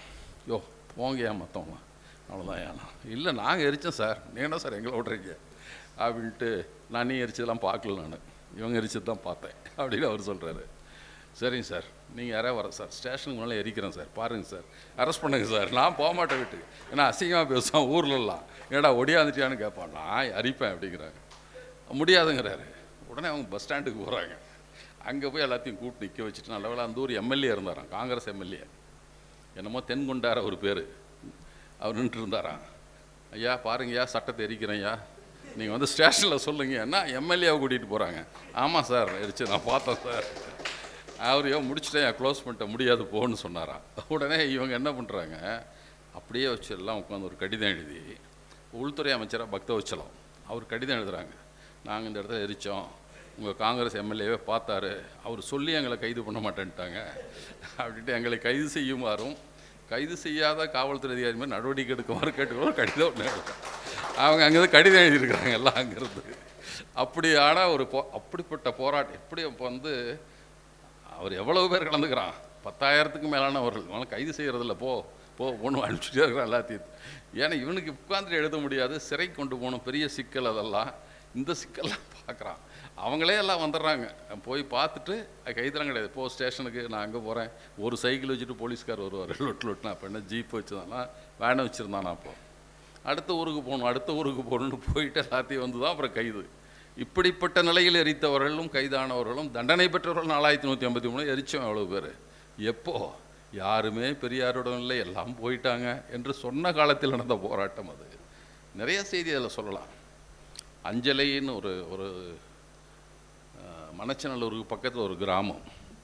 அந்த கிராமத்தில் இருக்கிற சேட்டு அவர் பேர், அவர் தான் நகர செயலாளர். நகர தலைவர் சட்டை இருக்கிறாரு, நகர செயலாளர் சேட்டினுடைய மனைவி அஞ்சலை, அவனுடைய பையன் ஒருத்தன், அவனும் சிறப்பு பண்ணி அழகு குழந்தையும் கூட்டி போகிறாங்க. தலைவருக்கு 2 குழந்தை, அவங்களையும் கூட்டிகிட்டு போகிறாரு. எல்லாம் ஜெயிலுக்கு போகிறாங்க. சிறைக்கு எங்கே போகணுன்னா மணச்சநல்லூரில் இல்லை, திருச்சிக்கு போகணும். மன்னிக்கணும், லால்குடிக்கு கொண்டு போகிறாங்க. லால்குடிக்கு கொண்டு போய் அங்கே தான் வந்து பண்ணணும். ஏன்னா 27 கைதாகிறாங்க, 28 தான் அங்கே போகிறாங்க. அங்கே போனோடனே நடந்த ஒரு செய்தியை மட்டும் உங்களுக்கு சொல்லணும் தோழர், எப்படி இருந்தாங்க நம்ம ஆட்கள்ங்கிறதுக்கு. அந்த சட்டை போராட்டத்தில் போனதுக்கப்புறம் அங்கே ஒரு போலீஸ்காரன் நமக்கு ஆகாத எஸ்ஐ ஒருத்தர் இருந்துருக்கிறான். அவன்கிட்ட போன உடனே 57 போகிறாங்க. லால்குடிக்கு 187 பேர், 4 பெண்கள் 4 சிறுவர் சிறுமியரோடு கூட்டிகிட்டு போகிறாங்க. 27/11 மதியம் தான் அங்கே போய் சேர்றாங்க. 27/11 இரவு உணவை கொடுக்காமல் கூட்டிகிட்டு போயிட்டாங்க. காலை உணவு அளிக்கப்படவில்லை. மதியம் வந்து எஸ்ஐ பார்ப்பன உணவு கடையில் தான் வாங்கி கொடுப்பேன் அப்படின்னா சாப்பிடுங்க. கிண்டல் பண்ண அவன் எவனோ வேறு கட்சிக்காரனாக இருப்பான் உங்களுக்கு. அப்போ காங்கிரஸ் தான் நமக்கு எதிர்கட்சி. பாப்பாங்கிட்ட தான் இருக்குது, அங்கே தான் வாங்கிட்டு வந்து கொடுப்பேன் அப்படின்னு நாங்கள் சாப்பிடலங்கிறாங்க. 27 இரவு சாப்பிடல, 28 காலையில் 26 இரவு சாப்பிடல, 27 காலையில் சாப்பிடல, மத்தியானம் சொல்கிறான். மாலை 5:30 மணிக்கு சர்க்கிள் இன்ஸ்பெக்டர் வந்தாராம். அவர் வந்து என்ன பிரச்சனை சாப்பிடணும் சார், பாப்பாங்கடையில் வாங்கி தர்றாங்கிறாங்க, எனக்கு வேண்டாம் சார். நான் தமிழங்கடையில் வாங்கிட்டு வரேன்னு அவர் போய் கொடுத்ததுக்கப்புறம் தான் சாப்பிட்டாங்களாம். இரவு தான் உணவு. 26 இரவிலிருந்து 27 இரவு தான் சாப்பிட்றாங்க. அது வரைக்கும் சாப்பிடவே இல்லை. அவங்க எப்படியான உணர்வு கொண்டவர்களாக இருந்திருப்பாங்கன்னு பாருங்கள். தமிழன் உணவு கடையில் வாங்கி தந்தார், தோழர்கள் உண்டனர். அதுதான் வந்திருக்க செய்தி. இப்படியான போராட்டம், அந்த உணர்வு மிக்க போராட்டமாக அந்த போராட்டம். முதல்ல அந்த போராட்டங்கள்லாம் சொல்லிடுறேன், அப்புறம் அடுத்து அவருடைய அணுகுமுறை என்னவா. அடுத்தது பிராமணால் பெயரழிப்பு போராட்டம். சாதாரண பிராமணால் அழிப்பு. முதல்ல அப்போ வந்து எல்லா பாப்பாங்கடையெல்லாம் பிராமணால் ஹோட்டல்னு போட்டிருப்பாங்க. பெரியார் அது இருக்கக்கூடாது என்று சொன்னார். நீ எதுக்கு போடுற நீயே என்று சொன்னார். பெரியாருடைய இது கூட தெரியும் உங்களுக்கு. பிராமணால் அங்கெல்லாம் சூத்திரன் என்று ஆக்கி விடுகிறோம். ஒரு தெருவில் 10 வீடுகள் இருக்கிறது, ஒரு வீட்டில் மட்டும் பத்தினின்னு போர்டு போட்டால், இது பத்தினியின் வீடுன்னு போர்டு போட்டால் 9 பேர் யார் அப்படின்னு பெரியார் கேட்பார். நீ பிராமணால் போட்டால் நாங்களாம் யார்ரா? அதனால் பிராமணால் இருக்கக்கூடாது, அழி என்பது தான். அது கோரிக்கை மனுவாக கொடுக்குறாங்க. அவங்க வந்து உணவு கடை அந்த சங்கத்துக்கு கொடுக்குறாங்க. எல்லாம் கொடுத்தோம், எடுக்கலை. அப்புறம் ஒரு தேர்ந்தெடுத்த முரளி கஃபேன்னு ஒரு இடத்துக்கு முன்னால் மட்டும் போராட்டம் நடக்கிறது. அந்த போராட்டத்தில் வந்து வாக்குமூலம் என்ன கொடுக்கணுன்றதுக்கு பெரியார் சொல்கிறார். என்னென்ன எப்படி கொடுக்கணும். பிராமணால் பெயரெழுப்பு போராட்டம். அழிப்பு பணியில் ஈடுபடுவர்கள் அருள் கூர்ந்து எவ்விதமான கலவரத்திற்கும் இடமில்லாமல் கடைகளுக்கு முன்னால் இருக்கும் அரசு இடத்தில் நின்று கொண்டு, அவன் கடைக்குள்ளே நின்றாதையா, அவன் இடத்துல நிற்காத, அரசு இடத்தில் நின்று கொண்டு கடைக்கு சாப்பிட வருவர்களை வணக்கமாய் கெஞ்சி கேட்டுக்கொள்வதன் மூலம் உணவருந்த செல்ல வேண்டாம் என்று வேண்டுகோள் விடுக்க வேண்டும். நீ போய் அவன் ஹோட்டலுக்கும் அவன் இடத்துல நிற்காத, அரசு இடத்துல நின்றுக்கோ. வர்றவனா, ஐயா இப்படியெல்லாம் நம்மளை அசிங்கப்படுத்துகிறான், அவன் ஹோட்டலில் சாப்பிடாதீங்கன்னு சொல்லணும் என்று சொல்லுகிறார். அதற்கு அப்புறம் நீதிமன்றத்துக்கு போனால் நான் வாக்குமூலம் பெரியார் அறிக்கை விடுறார் விடுதலை. பாருங்கள், ஒரு போராட்டத்தை அவ்வளவு பொறுப்புணர்வோடு நடத்துகிறார் என்று. நான் சாதி ஒழிப்பு கிளர்ச்சிக்காரன், சட்ட விரோதம் இல்லாமல் தனிப்பட்ட தன்மையில் சென்று நடைபாதை ஓரத்தில் நின்று கொண்டு மேல் சாதி என்கிற கருத்தமைந்த பிராமணால் என்று எழுதப்பட்டுள்ள உண்டிச்சாலைகளை ஆதரிக்க வேண்டாம் என்று பொதுமக்களை வேண்டிக் கொண்டேன். அப்படி செய்ய சட்டப்படி எனக்கு உரிமை உண்டு. போலீஸ் கமிஷனர் அவர்களின் தடை உத்தரவிலும் இந்த வேண்டுகோள் செய்யக்கூடாது என்று காட்டப்படவில்லை. தடை உத்தரவு போட்டிருந்தார், இதை செய்யணும்னு சொல்லலை. இந்த வேண்டுகோள் நடந்து கொள்ள வேண்டுவதாக இருந்தால் கலகக்காரர்கள் மீது நடவடிக்கை எடுத்துக்கொள்ள வேண்டியதே தவிர எங்கள் மீது நடவடிக்கை எடுப்பது நீதியாகாது. நான் குற்றவாளி அல்ல, நான் எதிர் வழக்காட விரும்பவில்லை. அப்படி தான் ஸ்டேட்மெண்ட் கொடுக்கணும். எல்லாம் நீ போடு சொல்லு. நான் பாட்டில் உரமாக நிட்டுனேன். 5 பேருக்கு மேலே கூட்டினா தானே குற்றம். 3 பேர் தான் போகிறாங்க போராட்டத்துக்கு. 5 பேருக்கு மேலாம் கூட்டினா தான்டா 144 நிற்கக்கூடாது. நாங்கள் 3 பேர் தான் போகிறோம், சட்டப்படில தப்பு இல்லை. நான் தனியாக நின்றுட்டுருந்தோம். போகிறவங்கள்ட்ட வேணாம்ப்பா, அங்கே போய் சாப்பிடாதப்பா, நம்மளை அசிங்கப்படுத்துகிறான்னு சொல்கிறோம். எனக்கு குற்றம் அல்ல. சரி, தண்டனை கொடுப்பேன்னா எனக்கு நான் எதிர் வழக்காட விரும்பவில்லை, நீ என்னமோ தண்டனை கொடுத்துக்கோ என்பதாக அரசியல் சட்ட எரிப்பு, தமிழ்நாடு நீங்களான இந்தி தேச எரிப்பு போராட்டம். அந்த போராட்டத்தை பெரியார் நடத்துகிறார். இந்தியா என்பது அதுக்கான ஒரு அறிக்கை அழகாக கொடுத்துருப்பார். ஏன் அதை நான் எரிக்கிறோம், ஏன் அந்த தேசப்படத்தை எரிக்க வேண்டி வந்தது. தேசப்படத்தை கொளுத்துங்கள் பெரியார் எழுதுனத அந்த அறிக்கையில் ஒரு பகுதி அப்படின்னு போட்டிருக்காங்க. மயில் கற்களில் எல்லாம் இந்தி எழுதப்படுகிறது. தமிழ்நாட்டு மந்திரிகள் ஆட்சேபித்தாலும் கூட அதற்கு டெல்லிக்காரர்கள் செவிசாய்ப்பதில்லை. மணியாளர் காடு மற்றும் தபால் தந்தி ரசீதுகளும் இந்தி மயம். வானொலி பெட்டியை திருப்பினால் அங்கு ஆகாசவாணி என்று அலறுவதை காண்கிறோம். மத்திய இலாக்காக்களான தபால், ரயில்வே, சுங்கம் போன்ற துறைகளில் வேலையில் உள்ளவர்களை எல்லாம் இந்தி படித்து பாஸ் செய்யும் சுற்றறிக்கைகளும் தாக்கீதுகளும் தூண்டுதல்களும் இடைவிடாமல் நடந்த வண்ணமே இருக்கின்றன என்று சொல்லுகிறார். எனவே இந்த இந்தி விஷ விருட்சத்தின் நச்சு மரம் ஆணிவேரை கெல்லி எறிய ஒரே வழிதான் உண்டு, அதுதான் நாட்டு பிரிவினை. நான் இந்தியாவோட இருக்க மாட்டோம், நாங்கள் பிரிஞ்சு போகிறோம் என்று சொல்லி. ஆகவே அருமை இந்தி எதிர்ப்பாளர்களே, நீங்கள் வேறு எதற்காகவும் இந்திய தேசப்படத்தை எரிக்கவில்லை என்றாலும் இதற்காகவாவது கொளுத்துங்களேன் என்று அறிக்கை விட்டுவிட்டு அறிக்கை சொல்கிறார் பெரியார். அப்புறம் இன்னொரு அறிக்கை, உண்மை தமிழர்களே, நாட்டு விடுதலில் வேள்கை கொண்ட தோழர்களே, இளைஞர்களே, உங்கள் பதில் என்ன? நீங்களும் சூத்திர அடிமைகளாக வாழ்ந்து உங்கள் சக்திகளையும் சூத்திரர்களாகவே, உங்கள் சந்ததிகளையும் சூத்திரர்களாகவே வாழ விட்டு செல்லப் போகிறீர்களா?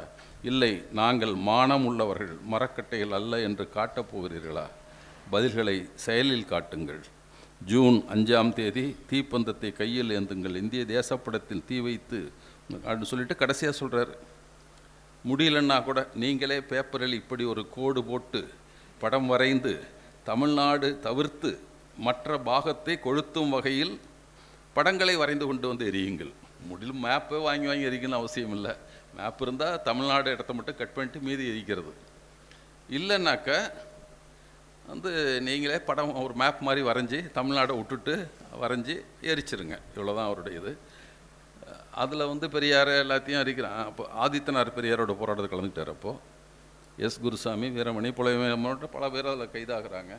4000 பேர் வரை அதில் காவல்துறையில் கைது செய்யப்பட்டார்கள். அதுக்கு படத்தை எரிச்சு. நான் இப்போ புதிய நவீன தமிழ் தேசியவாதிகள்லாம் புதுசாக வந்திருக்காங்க, அவங்கள்ட்ட கேட்குறது, பெரியார் கன்னடாங்கிறாண்டா, அவர் கன்னட நாட்டையும் சேர்த்து எரிச்சார், இல்லை தெலுங்குன்னா ஆந்திராவையும் சேர்த்து எரிச்சார், தமிழ்நாடை மட்டும் தான் எரிக்கல, அவர் விட்டுட்டு எரிச்சார். சரி, நீ பெரிய வீரம் தானே, இதில் ஏதாவது ஒரு போராட்டத்தை ஒன்று பண்ணு, இந்த தேசப்படத்தை எரி, தனித்தமிழ்நாடு வேண்டும் சொல்லிவிட்டு பெரியார் சொன்னால் பரவாயில்ல. ஆனால் பெரியார் எங்களுக்கு விரோதி, அவ்வளோதான். ஏன்லாம் தெரியாது. எங்கள் எஜமான் சொல்கிறார், நாங்கள் சொல்கிறோம், அவ்வளோதான். என்பதை போல செய்து கொண்டிருக்கிறவர்கள். அப்புறம் ராமாயணரி போராட்டம் இதெல்லாம் ரொம்ப அந்த போராட்டங்கள்லாம் இப்போ வேண்டியதில்லைன்னு கருதுகிறேன் தோழர். இப்போ எப்படின்னா இதில் முக்கியமாக ஒன்று சொல்லாமல் விட்ட போராட்டம் என்பது 1950 நடந்த ஒன்று. அரசியல் சட்டம் நடைமுறைக்கு வந்தவுடன் இங்கே வகுப்புரிமை என்று நமக்கு வழங்கப்பட்டு இருந்த உரிமை, அப்பொழுது சென்னை மாகாணமாக இருந்தவரை ஆட்சியில் இருந்தவர்கள் கொடுத்தது இடஒதுக்கீடு அல்ல. ரெண்டுக்குள்ள வேறுபாட்டை தெரிஞ்சுக்கங்க. 100 இடங்களையும் பிரித்து கொடுத்தார்கள். இப்போ நாம் பெறுவது என்பது 69 இடங்கள் மட்டும் தான் பிரித்து கொடுத்துருக்காங்க. 31 பொது போட்டி என்று சொல்கிறார்கள்.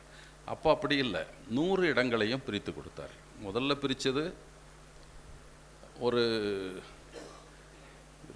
12 பாகங்களாக பிரிக்கிறார்கள். மொத்தத்தை 100 12ஆக பிரித்து இந்த இதெல்லாம் கிராமத்தில் ஆடு வெட்டினா கூறு போடுவான், அந்த மாதிரி கூறு கூறாக வைக்கிறாங்க. பாப்பானுக்கு 2 கூறு, அவனுக்கு 16%. சரிங்களா? இஸ்லாமியர்களுக்கு 2 கூறு, கிறிஸ்தவர்களுக்கு 2 கூறு, தீண்டப்படாத மக்கள் என்று சொல்பவர்களுக்கு 1 கூறு, மீதி பார்ப்பன அல்லாதவர்களுக்கு மொத்தமாக என்று சொல்லுகிறார்கள். இப்போ மீண்டும் அடுத்த கட்டம் நகருது. ஏண்டா பார்ப்பனாக தான் சொல்லி அந்த பெரிய ஜாதிகார் 5 பேரெல்லாம் அடிச்சுட்டு போயிடுறான், அதற்கு பிற்படுத்தப்பட்டவர்கள் தனியாக வேண்டும். திருப்பியும் பிரிக்கிறாங்க. திருப்பி எப்படி பிரிக்கிறாங்கன்னா 14 பங்காக பிரிக்கிறார்கள். 14 பங்காக பிரித்து 2 பங்கு பாப்பாடுன்னா 7 தான், 7ல் 1, 2ன்னா 14, 16ங்கிறது 14ஆக குறையுது. பார்ப்பனர் இல்லாதவர்களுக்கு கொடுத்தது இல்லாமல் பிற்படுத்தப்பட்ட பார்ப்பனர் இல்லாதவர்கள் என்று கொடுக்குறார்கள். இஸ்லாமியர்கள், கிறிஸ்தவர்கள், இவங்களுக்கு தீண்டத்தகாதவர்கள் என்று சொல்லப்பட்டவர்களுக்கு 2 பங்கு 14%, முதல்ல 8% இருந்ததை 14% 1947 பெறுகிறார்கள். அப்போ இருந்த ஜீவோ என்ன சொல்லுதுன்னா, மருத்துவக் கல்லூரியை பொறுத்தவரை 3 வழக்குகள் போட்டார்கள். ஒன்று, செண்பகம் துரைராஜன் என்கிற பெண் மருத்துவக் கல்லூரியில் எனக்கு இடம் கிடைக்கவில்லை, நான் பார்ப்பன பெண் என்பதால் எனக்கு கிடைக்கல. சீனிவாசன் என்கிறவன் பொறியியல் கல்லூரியில் இடம் கிடைக்கலன்னு அவன் ஒரு வழக்கு போடுறான். வெங்கட்ராமன் ஒருத்தர், நான் டிஸ்ட்ரிக்ட் முன்சீஃப் பதவிக்கு நான் போட்டேன், அதில் இஸ்லாமியர்களுக்கும் கிறிஸ்தவர்களும் கொடுத்தனாலும் எனக்கு கிடைக்கல, அப்படி அவங்களுக்கு கொடுக்கக்கூடாது, மதத்தின் அடிப்படையில் கொடுக்கக்கூடாது, கொடுத்துருக்காங்க, அதனால எனக்கு கிடைக்கலன்னு வழக்கு போடுறான். மருத்துவக் கல்லூரியில் எப்படி இருந்திருக்கிறது என்றால் 330 இடங்கள், அதில் 17 இடங்கள் வெளிநாடுகளில் வாழ்கிற, பிற நாடுகளில் வாழ்கிற தமிழர்கள். இங்கே தமிழ்நாட்டுக்காரன், சென்னை மாகாணத்துக்காரன், அங்கே இருந்தானா அவனுக்கு. 13 இடங்கள் முதலமைச்சரும் மருத்துவக் கல்வி இயக்குனரும் முடிவு பண்ணி யாருக்கு வேணும் கொடுக்கலாம். அப்புறம் மீதி 300 இடங்கள் இருக்குல்ல, 4ஆக பிரிக்கிறாங்க. நம்ம மாநிலத்தை 4ஆக பிரித்து ஒவ்வொரு பகுதிக்கும் 75 ஒரு நகரத்தை ஒரு இடத்துல கிடைச்சிடக்கூடாது, எல்லா பகுதிக்கும் இருக்கணும். அதுலேயும் கூட குறைந்தது 20 விழுக்காடு பெண்களுக்கு கொடுக்க வேண்டும். அதுலேயும் என்பதாக எப்போ ஒரு சட்டம் போட்டிருக்காங்க, 30களில் போட்ட சட்டம் இந்த கருத்தை பேசுகிற சட்டமாக இருக்கிறது. இதை எதிர்த்து தான் வழக்குக்கு போகிறாங்க. அப்போ எல்லா இடங்களையும் பிரித்து தர்றாங்க. பரவலாகவும் போக வேண்டும் என்று கருதுகிறார்கள். பெண்களுக்கும் முன்னுரிமை கொடுக்க வேண்டும் என்று கருதுகிறார்கள். தேவைப்பட்டால் தகுதியை தளர்த்தியும் கூட 20 விழுக்காடு பெண்கள் இருக்கணும். இதுதான் அந்த சட்டம். அப்போ அந்த சட்டத்தை எதிர்த்து வழக்காடுறாங்க. வழக்கில் இங்கே உயர்நீதிமன்றத்தில் செல்லாது என்று சொல்லிடுறான். தப்பு, இது செல்லாது. ஏனென்றால் அரசியல் சட்டம் எழுதப்பட்ட போது வேலை வாய்ப்புக்கு மட்டும்தான் இடஒதுக்கீடு வழங்கப்பட்டிருந்தது, கல்வி நிலையங்களுக்கு இல்லை. அப்போ கல்வி நிலையங்களுக்கு சொன்னதே தப்பு, இல்லை, பொதுவாக அந்த போகுது. வேலை வாய்ப்பை பொறுத்தவரை, டிஸ்ட்ரிக்ட் முன்சீஃப் பதவியை பொறுத்தவரை மதத்திற்கு கொடுக்கறதுக்கெல்லாம் வழி இல்லை. பிற்படுத்தப்பட்ட சமுதாயமாக இருந்தால் பேக்வர்ட் கிளாஸஸ் தான் சொல்லியிருக்குது.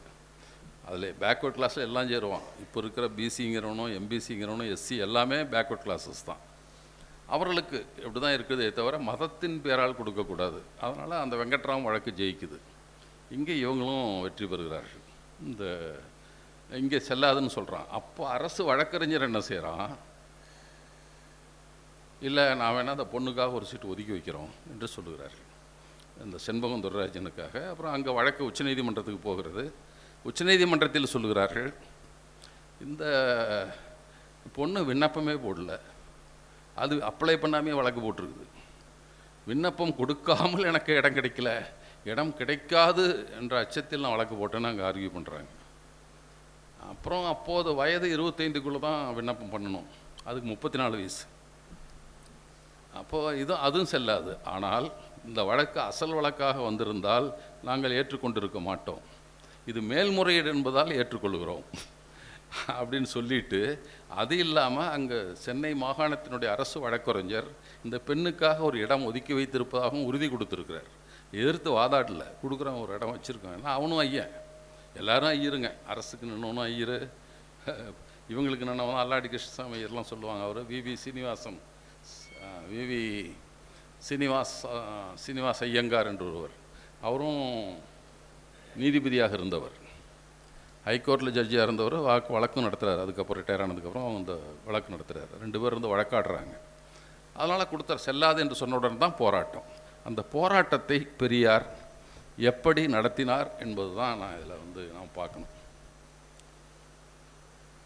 அப்போ வந்து இப்போ நாம் பேசிகிட்டு இருக்கலாம் பார்ப்பன பணியா, அல்லது இப்போ நம்ம சொல்லிகிட்டு இருக்கிறது கார்ப்பரேட்டு.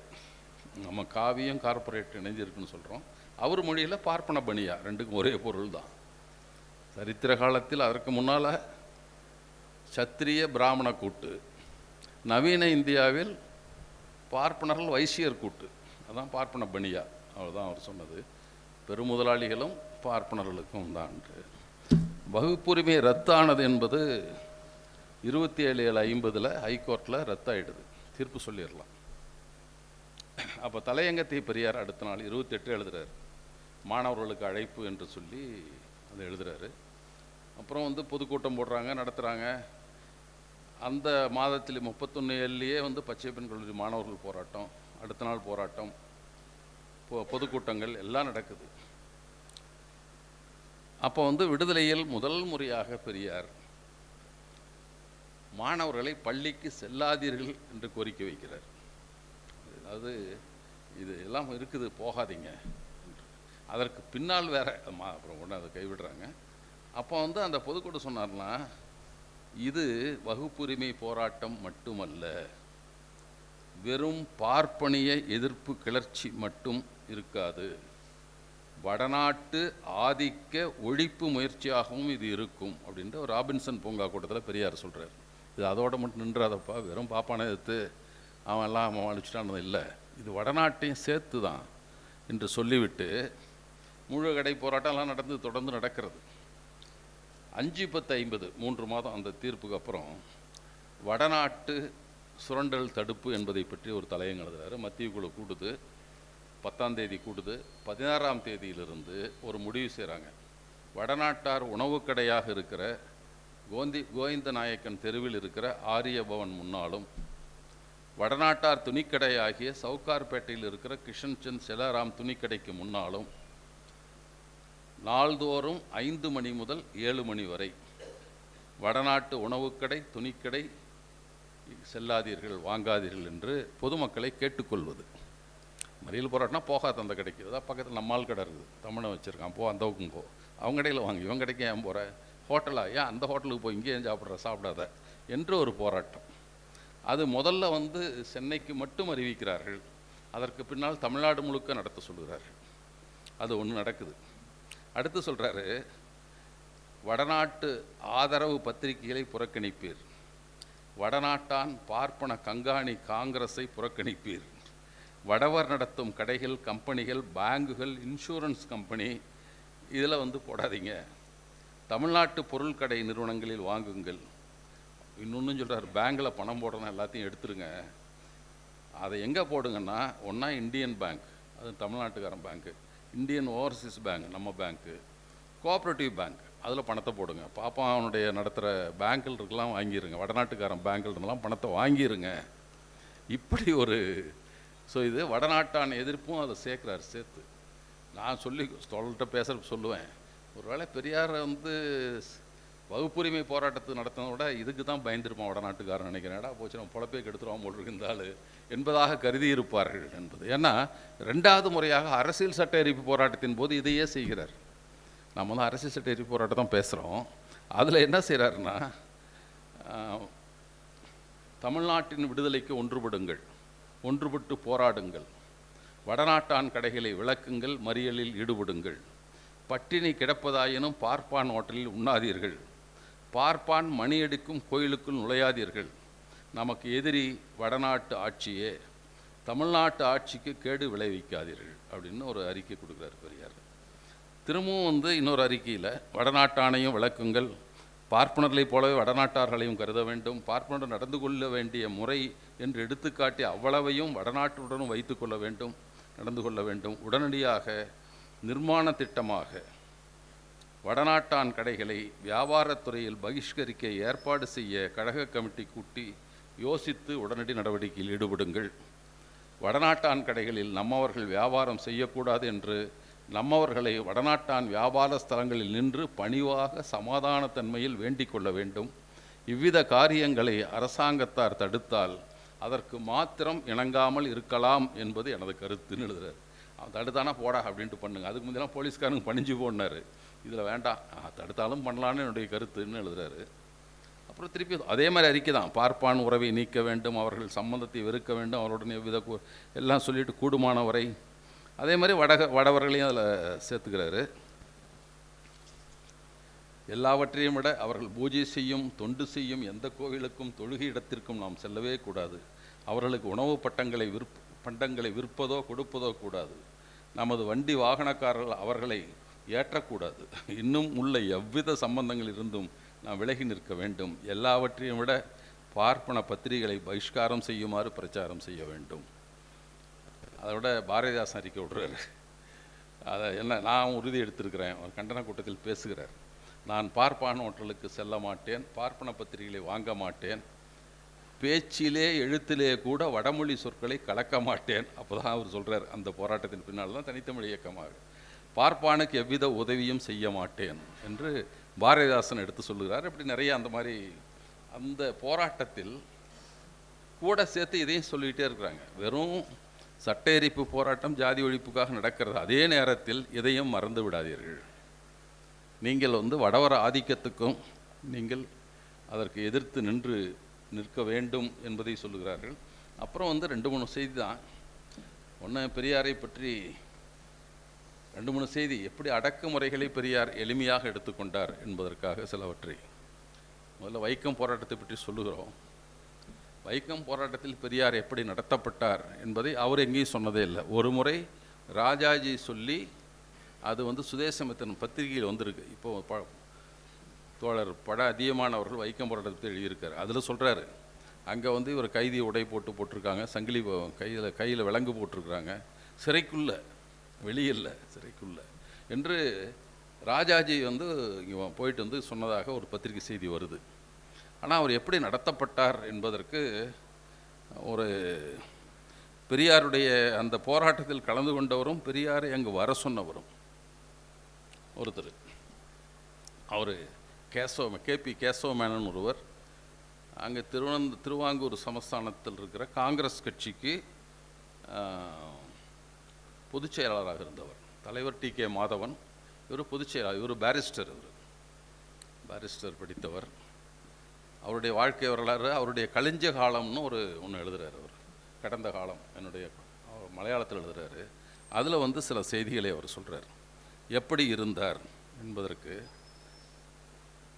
ஆங்கிலத்தில் இருக்குது, வித் ஃபெட்டர்ஸ் ஆன் ஹிஸ் லெக்ஸ் அப்படின்லாம் ஆரம்பிக்கிறாரு. அது ஆங்கிலத்தில் இருக்குது, அதை படிக்க தமிழில் மட்டும் சொல்லிடுறேன்.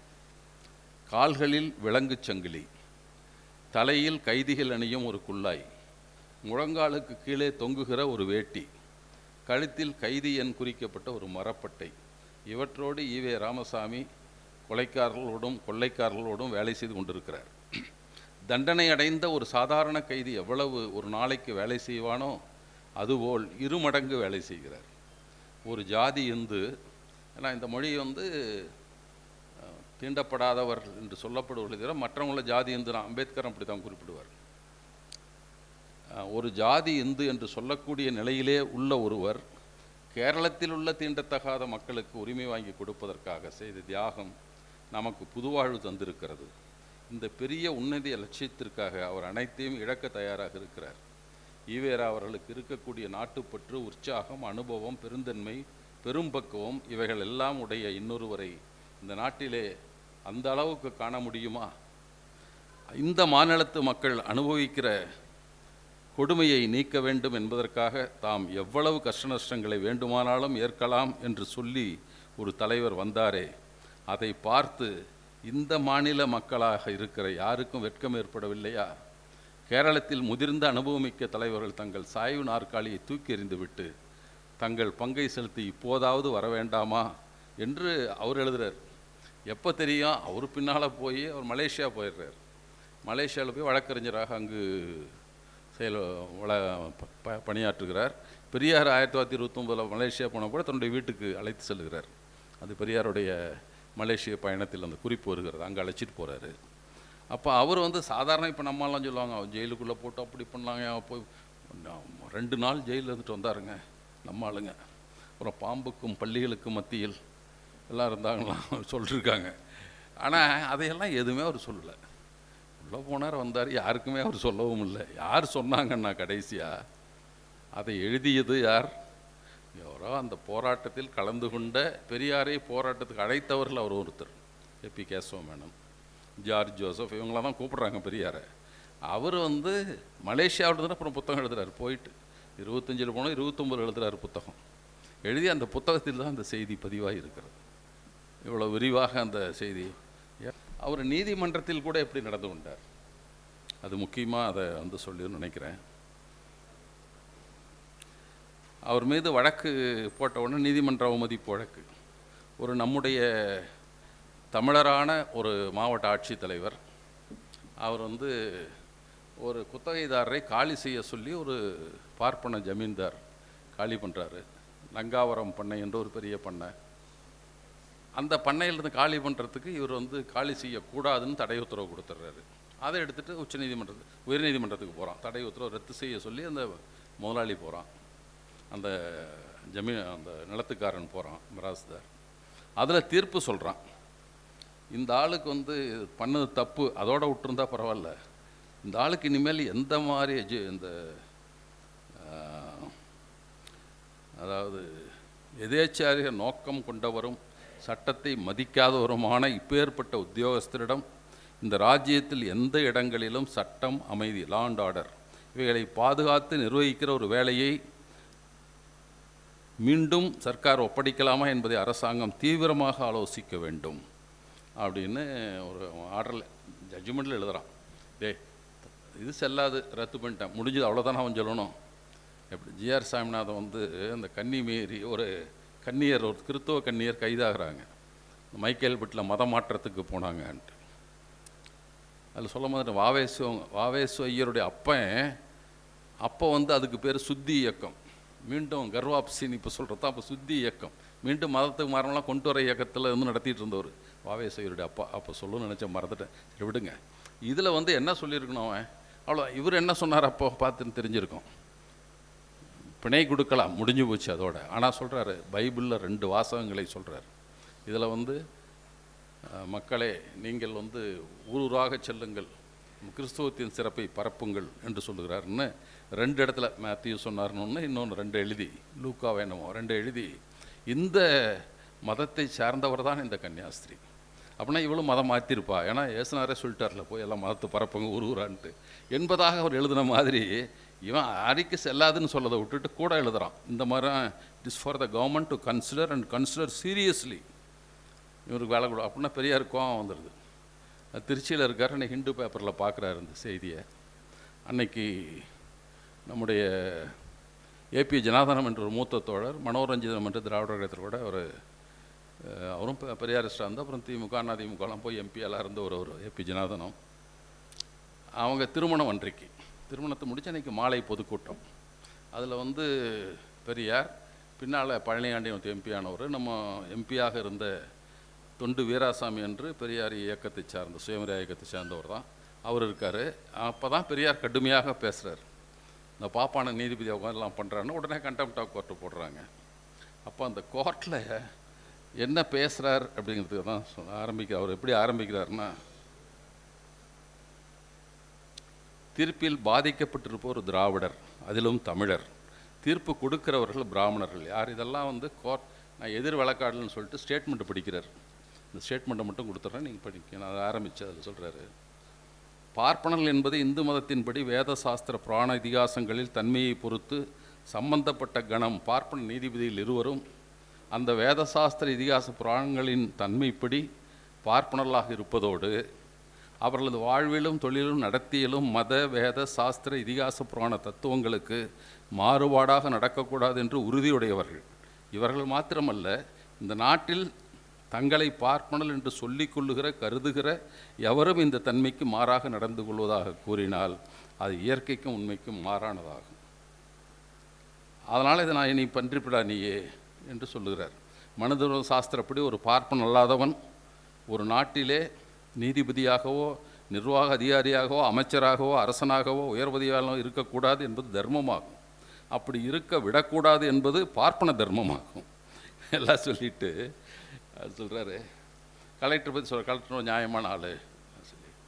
அப்போ நினைக்கிறேன், இந்த கலெக்டர் ஒரு பார்ப்பனனாக இருந்திருந்தால் கணம் பார்ப்பன ஜட்ஜிகள் இப்படி எழுதியிருப்பார்களா? அந்த 2 பேரும் பார்ப்பான் எழுதினவன், தீர்ப்பு எழுதினவன். அல்லது ஜட்ஜிகள் இருவரும் பார்ப்பன அல்லாதராக இருந்திருந்தால் இவ்வாறு கலெக்டரை அனாவசியமாக தாக்கி எழுதுவார்களா? இதெல்லாம் நீதிபதிக்கு முன்னால் படிக்கிற ஸ்டேட்மெண்ட்டு.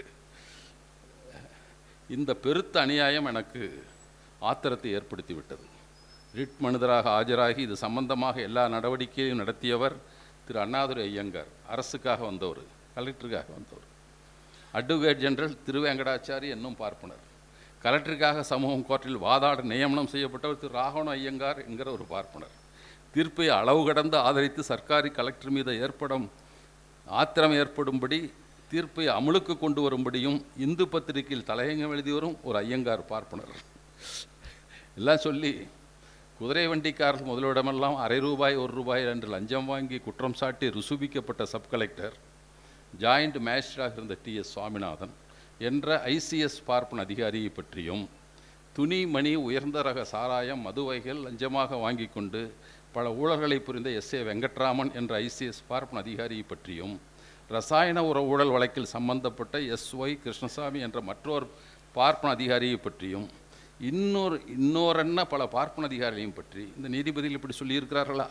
அவனை ₹6 ICS அதிகாரி லஞ்சம் வாங்கினான்டா, பிராண்டிஸ் வாங்கி குடிச்சிருக்கான், அவனை பற்றி எப்போ எழுதியிருக்கீங்களா நீங்கள் அப்படின்ட்டு அதை சொல்லி கடைசியாக அவர் சொல்கிறாரு, பொதுவாக பார்ப்பன ஜட்ஜுகள் யாராக இருந்தாலும் அவருடைய நடத்தியிலும் சட்டத்தை பொறுத்து எப்படி நடந்து கொண்டாலும் தமிழுக்கு தன்னாலான கேடு செய்து அழுத்தவோ அழிக்கவோ செய்ய வேண்டிய அவர்கள் ஜாதி கடமை என்பதும், அதில் யாரும் எந்த பார்ப்பனும் மறந்தும் தவறி நடக்க மாட்டார் என்பதும், எங்களை கீழ் ஜாதி என்றும் நாங்கள் மேலே வருவது தங்களுக்கு ஆபத்து என்றும், தங்கள் மத தர்மத்திற்கு கேடு என்றும், தங்களை மேல் ஜாதி என்று இந்த ஜாதி பிரிவுகள் இப்படி இருக்க வேண்டும் என்றும் கருதி கொண்டுகிற மனு தர்ம இந்து பார்ப்பனர்கள் ஜட்ஜிகளாகவும் வேறு எந்த உத்தியோகஸ்தர்களாகவும் எங்கள் நாட்டில் எங்களுக்கு வேண்டாம். வேறு நாட்டில் அவர்களுக்கு எவ்வளவு உயர்பதி வேண்டுமானாலும் கொடுங்கள். நாடுங்கிறத வேறு ஸ்டேட்டு தான் சொல்கிறார் அவர். அவற்றில் நாங்கள் குறுக்கிடவில்லை. அவர்கள் நீதிபதிகளாக இருப்பதில் எங்களுக்கு நம்பிக்கை இல்லை. இந்த கருத்தை வெளியிடும் வகையில்தான் பிரஸ்தாப வழக்கு பேச்சில் நான் பேசியிருந்தேன். இதெல்லாம் சொல்கிறார். நான் அப்படி தாங்க பேசுகிறேன் அன்னைக்கு ஜட்ஜிக்கிட்ட சொல்கிறார். பார்ப்பனன் நீதிபதியாக ஆட்சியாளனாக இருக்கும் நாடு கடும்புலி வாழும் காடே ஆகும். ஆதலால் நாங்கள் புலிவேட்டை ஆடுகிறோம். புலி மேலே பாய்ந்தால் ஒரு கடிபட வேண்டியது தான். எல்லா பார்ப்பனும் அப்படித்தானா என்று கணம் ஜட்ஜிகள் சிந்தித்து நான் சொல்வதை தவறு என்று கருதலாம். எல்லாம் சொல்லிட்டு ஒவ்வொருத்தராக சொல்கிறார். கவர்னர் ஜெனரல் ஸ்ரீ ராஜகோபாலாச்சார் அவர்கள் சொல்லுகிறார்கள், நான் வேத சாஸ்திர புராண இதிகாச உபதேச தர்மங்களில் முழு நம்பிக்கையுடையவன், ஜாதி பிரிவில் அதாவது வர்ணாசிரம தர்மத்தில் மிக நம்பிக்கையும் கவலையும் உடையவன் என்று சொல்லுகிறார். அதனால் வாயில் நாக்கில் குற்றம் இருந்தாலொழிய வேம்பு இனிக்காது, தேன் கசக்காது. பிறவியில் மாறுதல் எழுந்தாலொழிய புலி புல்லை தின்னாது, ஆடு மனிதனை தின்னாது. அதுபோல வாக்கும் நம் பார்ப்பனர்கள் தன்மை.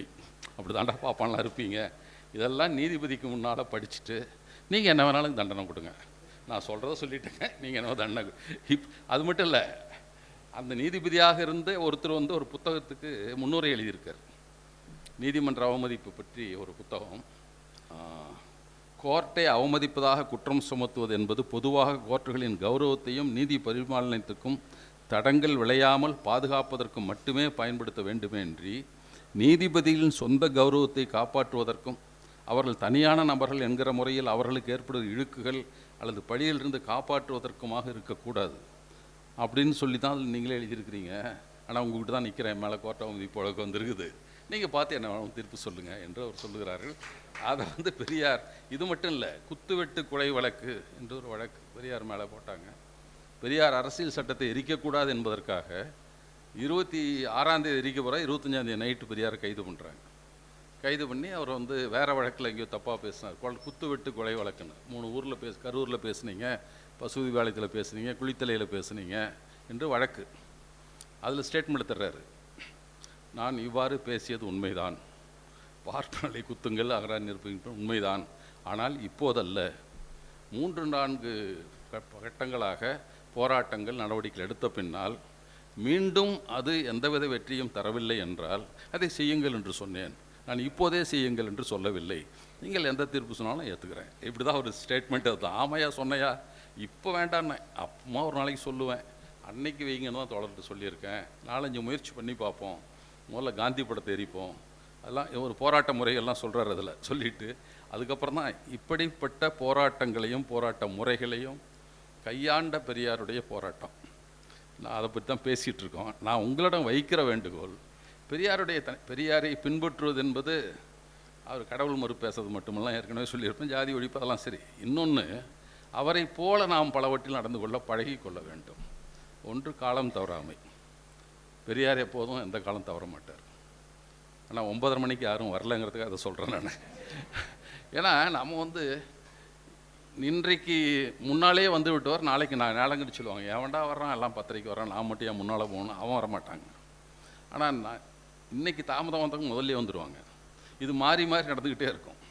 அதனால் ஒன்றை மனதில் வைத்து கொள்ளுங்கள், நேரம் குறித்தால் அது வந்து வர வேண்டும் என்பதும் பெரியார் கருத்து தான். பெரியார் நமக்கு நடந்து காட்டியது, அவர் வந்து சொல்லுறது கூட இல்லை, நடந்து காட்டியது. அது தன்னுடைய ஒரு கொடுத்து விட்ட தேதியை அவர் வந்து ஆப்ரேஷன் பண்ணி படுத்துருக்கிறாரு.